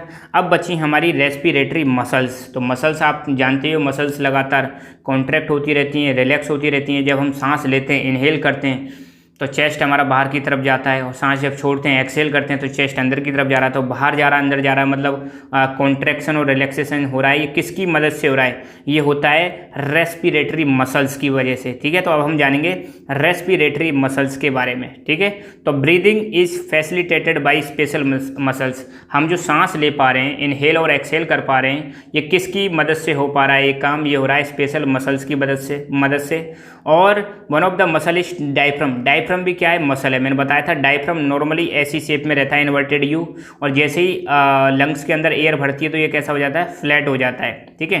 तो मतलब ये भी कॉन्ट्रैक्ट और रिलैक्स करता रहता है। तो डायफ्राम भी क्या है, एक मसल है जो किसकी बनी हुई होती है, स्केलेटल मसल्स, ठीक है। तो रेस्पिरेटरी मसल्स का एक टाइप है, उसका टाइप क्या है, स्केलेटल मसल्स। तो दोबारा मैं बता रहा हूँ, हमारी जो ब्रीदिंग है वो किसकी सहायता से हो रही है, स्पेशल मसल्स की सहायता से हो रही है। डायफ्राम भी क्या है, एक मसल है। मैं दिखाऊंगा डायफ्राम की पोजीशन कहाँ है। और डायफ्राम किससे बना होता है, स्केलेटल मसल से बना होता है। और डायफ्राम जो है वो कहाँ पर पाया जाता है, थोरेसिक कैविटी। मैंने बताया था थोरेसिक कैविटी गर्दन से पेट तक जो मतलब रीजन है उसको हम क्या बोलते हैं, थोरेसिक कैविटी। तो स्टार्टिंग के वीडियो जो मैंने बताया था तो वो आप देखें। और फिर थोरेसिक कैविटी के नीचे कौन सी कैविटी पाई जाती है आप कमेंट करके बताओ, तब मुझे पता चलेगा वाकई में आपने पिछला वाला पढ़ा है या नहीं पढ़ा है, ठीक है। ओके, तो डायफ्राम कहाँ पर होता है, थोरेसिक कैविटी में होता है। और contraction in diaphragm facilitate entry of air in lungs. अब जब एयर आएगी तो ये क्या होगा, डायफ्राम कॉन्ट्रैक्ट होता है। एयर जाएगी तो ये क्या करेगा, रिलैक्स करेगा। ये चीज़ आपको ध्यान रखनी है, ठीक है। तो कॉन्ट्रैक्शन जब होता है डायफ्राम का तो एयर अंदर आती है कहाँ पर, लंग्स में। और डायफ्राम जब रिलैक्स करता है तो एयर बाहर जाती है लंग्स से, ठीक है। तो यहाँ पे आप देख सकते हो, ये है अपना डायफ्राम नीचे, ये लंग्स हो गए, लंग्स के नीचे डायफ्राम। और मैं बता दूँ आपको, यहाँ से यहाँ तक ये जो कैविटी है ये है आपकी थोरेसिक कैविटी, इसके नीचे आएगी आपकी एब्डोमिनल कैविटी। तो डायफ्राम यहाँ पे देख सकते हो, ये नॉर्मल पोजीशन है और ये कॉन्ट्रैक्ट वाली पोजीशन है। जब हम एक्सहेलेशन करते हैं, एक्सहेलेशन मतलब जब सांस बाहर निकालते हैं तो डायफ्राम नॉर्मली ऐसे रहता है। और जब हम सांस लेते हैं, इनहेल का मतलब जब सांस अंदर लेते हैं तो डायफ्राम क्या हो जाता है, कॉन्ट्रैक्ट हो जाता है। मतलब नॉर्मली ऐसे सांस लेंगे तो ये क्या हो जाएगा, दबाव पड़ेगा इस पर। नॉर्मली ऐसे दबाव पड़ेगा तो ये नीचे की तरफ आएगा और ऐसे फ्लैट हो जाता है, ठीक है।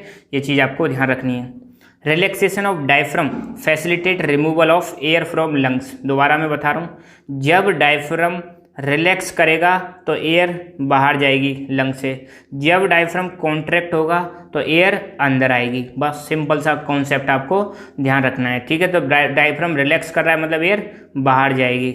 इंटरकोस्टालिस muscles also play an important role in breathing. कुछ मसल्स और पाई जाती है जिनको हम बोलते हैं इंटरकोस्टालिस मसल्स। इनको मैं दिखाता हूँ कहाँ पर हैं। ये हो गई हमारी रिब केज, रिब मतलब पसली जो होती है हमारी दोनों तरफ, ठीक है।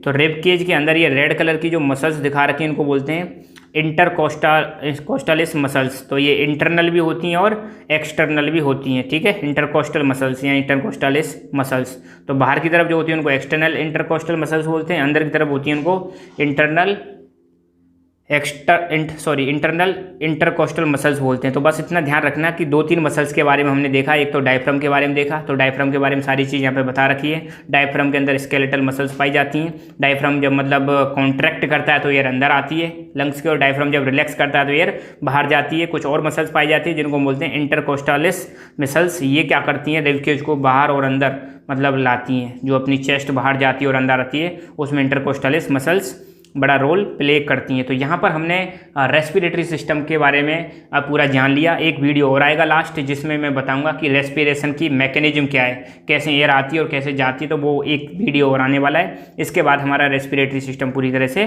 फिनिश हो जाएगा। आई होप ये लेक्चर आपको समझ में आया होगा। फिर भी आपको कोई चीज़ समझ में आए तो आप कमेंट करके बता सकते हो, मैं उस पर मतलब रिप्लाई करने की कोशिश करूँगा या फिर अलग वीडियो बनाऊँगा। तो आप हमारा Telegram channel lucky education join कर सकते हो, जहाँ पर आपको नोट्स के पीडीएफ्स, आने वाली वीडियोज़ की नोटिफिकेशंस और नोट्स कैसे डाउनलोड करने इसकी वीडियो भी मैंने यहाँ पे बना रखी है। So thank you so much, keep learning, keep enjoying and God bless you all. Hello my dear friends, welcome to lucky education. और आज हम देखेंगे रेस्पिरेटरी प्रोसेस के बारे में। हम पढ़ रहे हैं क्लास 10th की बायोलॉजी, चैप्टर नंबर 2 चल रहा है ह्यूमन सिस्टम, और ह्यूमन सिस्टम में हम कर रहे हैं रेस्पिरेटरी सिस्टम। और रेस्पिरेटरी सिस्टम में अब तक हमने 4 लेक्चर कवर कर लिए हैं, बेसिक चीज़ें इसकी सारी चीज़ें डिस्कस कर लिए हैं और सारा की सारा सिस्टम भी हमने कवर कर लिया है। सिर्फ एक टॉपिक बचा हुआ था, रेस्पिरेटरी प्रोसेस, मतलब जो रेस्पिरेशन का जो प्रोसेस है, कैसे मतलब गैसेस का एक्सचेंज होता है, वो सारा की सारा हम जानेंगे। हालांकि इसके बारे में बेसिक्स में आपको बता चुका हूँ पहले वाले लेक्चर में, मगर आज अपनी जो बुक में दे रखा है वो चीज़ हम कवर करने वाले हैं। हम क्लास 10th के लेवल से ही कवर करेंगे, ज़्यादा डेप्थ में नहीं जाएंगे। बहुत सिंपल सा है, 2 मार्क्स का क्वेश्चन भी आ सकता है कि explain the human respiratory process. तो आपको क्या क्या चीज़ें लिख के आनी है वो ध्यान रखना है, ठीक है। तो यहाँ पर देखेंगे सारी चीज़ें वही जो मैंने बेसिक्स में बताया, उससे ज़्यादा कुछ है नहीं। रेस्पिरेशन अगर प्रोसेस की हम बात करें, प्रोसेस का मतलब ध्यान रखना कैसे एनवायरनमेंट से जो हम एयर लेते हैं सेल तक पहुंचती है और सेल से वापस एनवायरनमेंट में जाती है, वो मैंने एक प्रोसेस का एक चार्ट बनवाया था। यहाँ पर अब चीज़ें वैसे दी हुई हैं, तो बुक में जो दे रखा है वो मैं बता देता हूँ। तो आपको पता है जो एयर है, हम एनवायरनमेंट से एयर लेते हैं, वो एयर कहाँ पर जाती है, लंग्स में जाती है। लंग्स से फिर वो आपको पता है हार्ट में जाएगी या मतलब ब्लड में चली जाती है, और ब्लड से फिर वो कहाँ पर जाएगी, अपने सेल तक जाती है। और सेल में आपको पता है ऑक्सीजन यूज हो जाती है और क्या बनता है, CO2 बनेगी। जब फूड का ऑक्सीडेशन होगा CO2 फिर वापस ब्लड में, और ब्लड से फिर हार्ट में, हार्ट से लंग्स में, और लंग्स से एनवायरनमेंट में। तो ये प्रोसेस आपने आई होप उसको लिख लेना आप एक बार, जो मैंने स्टार्टिंग में पहले लेक्चर में बनाया था। वो चीज़ें क्या है, आपको आपका बेसिक्स और साथ के साथ में आपके टॉपिक को मजबूत बना के रखेगी। तो वो चार्ट हमेशा याद रखना, ठीक है। तो air enters the lungs because of negative air pressure gradient and because of contraction of diaphragm. तो डायफ्राम के बारे में लास्ट वाले लेक्चर में बताया था। डायफ्राम नॉर्मली ऐसे रहता है, ठीक है, और जब एक कॉन्ट्रैक्ट होता है तो ऐसा हो जाता है, ठीक है। ऐसे समझ लो ये डायफ्राम है। जब इसमें हवा भरेगी, अंदर आएगी, तो ये क्या होगा, ऐसे फ्लैट हो जाएगा, ठीक है। तो डायफ्राम कॉन्ट्रैक्ट होता है और साथ के साथ में नेगेटिव प्रेशर ग्रेडियंट, मतलब ये है कि मान लो ये इंसान है, ठीक है, और इंसान की बॉडी में सपोज मैं मान के चल रहा हूँ लो प्रेशर क्रिएट हो गया और बाहर कैसा प्रेशर है, हाई प्रेशर है। तो प्रेशर डिफरेंस की वजह से एयर बाहर से कहाँ आएगी, अंदर आएगी। मैंने बताया था अपने जो लंग्स से एनवायरनमेंट के बीच में जो एयर का एक्सचेंज हो रहा है वो किस वजह से हो रहा है, प्रेशर ग्रेडियंट की वजह से, मतलब प्रेशर डिफरेंस की वजह से। तो जब नेगेटिव एयर प्रेशर ग्रेडियंट होता है तो एयर बाहर से कहाँ पर आती है, अंदर आती है, ठीक है। और साथ के साथ में किसकी वजह से, डायफ्राम के कॉन्ट्रैक्शन की वजह से। कॉन्ट्रैक्ट मतलब सिकुड़ना, ठीक है।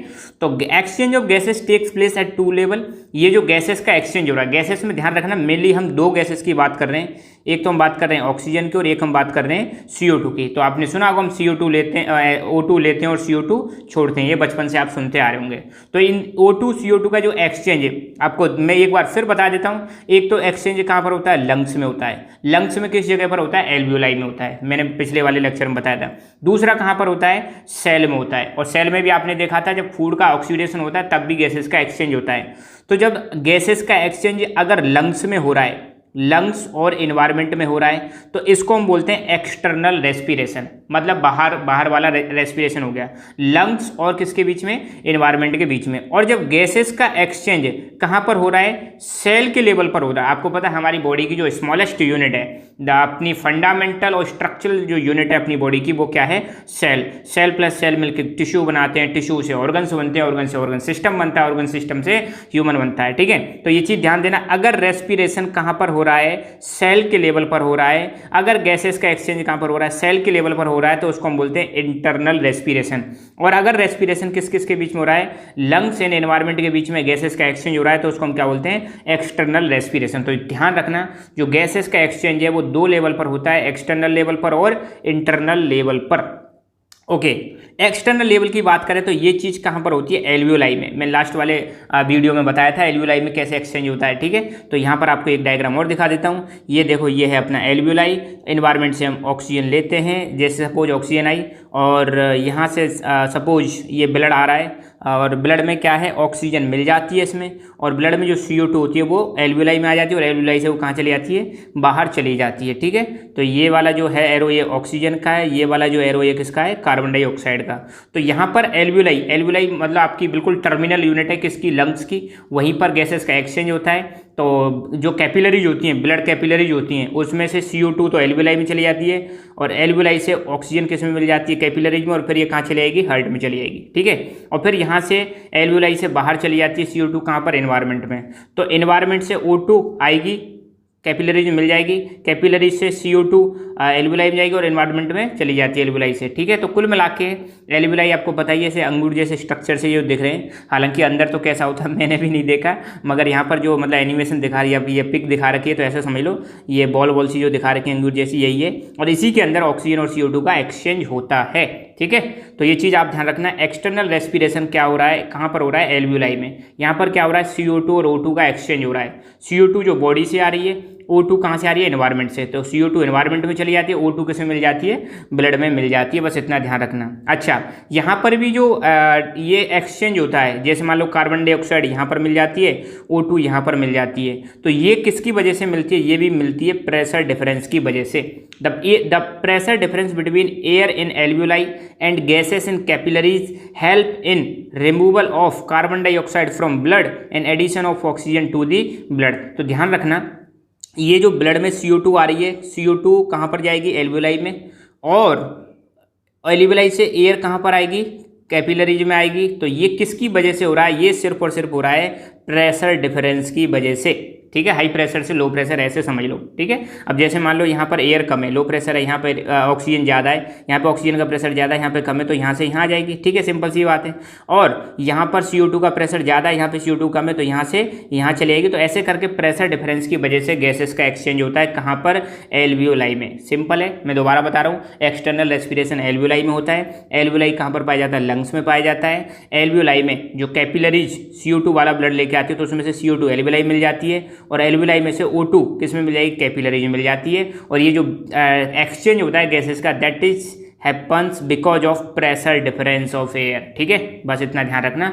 अच्छा, दूसरा है इंटरनल रेस्पिरेशन। तो इंटरनल मैंने बताया था, ये कहाँ पर होता है, सेलुलर लेवल। सेलुलर मतलब हमारी बॉडी की जो सेल्स होती हैं वहाँ पर होता है। सेल में मैंने बताया था पहले फर्स्ट वाले लेक्चर में, फूड का ऑक्सीडेशन होता है। जब फूड का ऑक्सीडेशन होता है उस दौरान ऑक्सीजन कंज्यूम हो जाती है और क्या निकलती है, CO2 निकलती है। ठीक है, ये आपको याद नहीं रखना, मैं जैसे यहाँ पर बताता हूँ। ये जैसे रिएक्शन हो रही है सेल में, जैसे फूड गया, ग्लूकोज मतलब फूड, साथ के साथ में ऑक्सीजन, इसमें क्या हुआ, इसका ऑक्सीडेशन हुआ, तो इसके दौरान एनर्जी निकलती है, कार्बन डाइऑक्साइड बनती है और वाटर बनता है। ठीक है, तो ये चीज़ आपको यहाँ पे ध्यान देनी है। तो ये कहाँ पर हो रहा है, ये जो एनर्जी निकल रही है कहाँ पर निकल रही है, सेल में निकल रही है, सेल के लेवल पर ये चीज़ें हो रही हैं। तो ध्यान देना, जो सेलुलर रेस्पिरेशन है ये सेल के लेवल पर होता है, या इंटरनल रेस्पिरेशन कहाँ पर होता है, इंटरनल रेस्पिरेशन होता है आपके सेल के लेवल पर। इस दौरान क्या होता है, एक तो एनर्जी निकलती है, दूसरा ऑक्सीजन कंज्यूम हो जाती है, फूड का ऑक्सीडेशन होता है और कार्बन डाइऑक्साइड निकलती है। तो इन दिस केस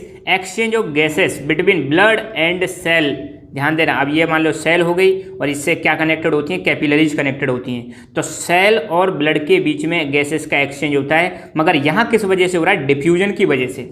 डिफ्यूजन में भी वही होता है। क्या होता है, देखो डिफ्यूजन क्या है, ये एक्स्ट्रा आपका सिलेबस में नहीं है, मैं बता देता हूँ। डिफ्यूजन के केस में क्या होता है, कोई भी चीज़ हाईयर कंसंट्रेशन से लोअर कंसंट्रेशन की तरफ बढ़ती है। जैसे यहाँ पे देखो ये पार्टिकल से ज़्यादा दिखा रखे हैं पीले पीले से, यहाँ पे पार्टिकल 4-5 दिखा रखे हैं, तो इस जगह पर कंसंट्रेशन ज़्यादा है, इस जगह पर कंसंट्रेशन कम है, तो चीज़ कहाँ से कहाँ मूव करेगी, हाईयर कंसंट्रेशन से लो कंसंट्रेशन की तरफ मूव करेगी। अब जैसे मान लो ये सेल है, ठीक है, अब सेल में मान लो यहाँ पे O2 कम है और बाहर O2 ज़्यादा है, तो ज़्यादा से कम की तरफ आएगी, तो ये प्रोसेस क्या कहलाता है, डिफ्यूजन कहलाता है। तो डिफ्यूजन में कोई भी चीज़ कम मूव करती है, पार्टिकल्स कम मूव करते हैं, हाईयर कंसंट्रेशन से लोअर कंसंट्रेशन की तरफ मूव करेंगे। और कंसंट्रेशन का मतलब क्या है, द अमाउंट ऑफ सब्सटेंस। तो यहाँ पे देखो सब्सटेंस जो पार्टिकल्स हैं ज़्यादा हैं, यहाँ पे कम है, तो ज़्यादा से कम की तरफ मूव कर रहे हैं, ये है डिफ्यूजन।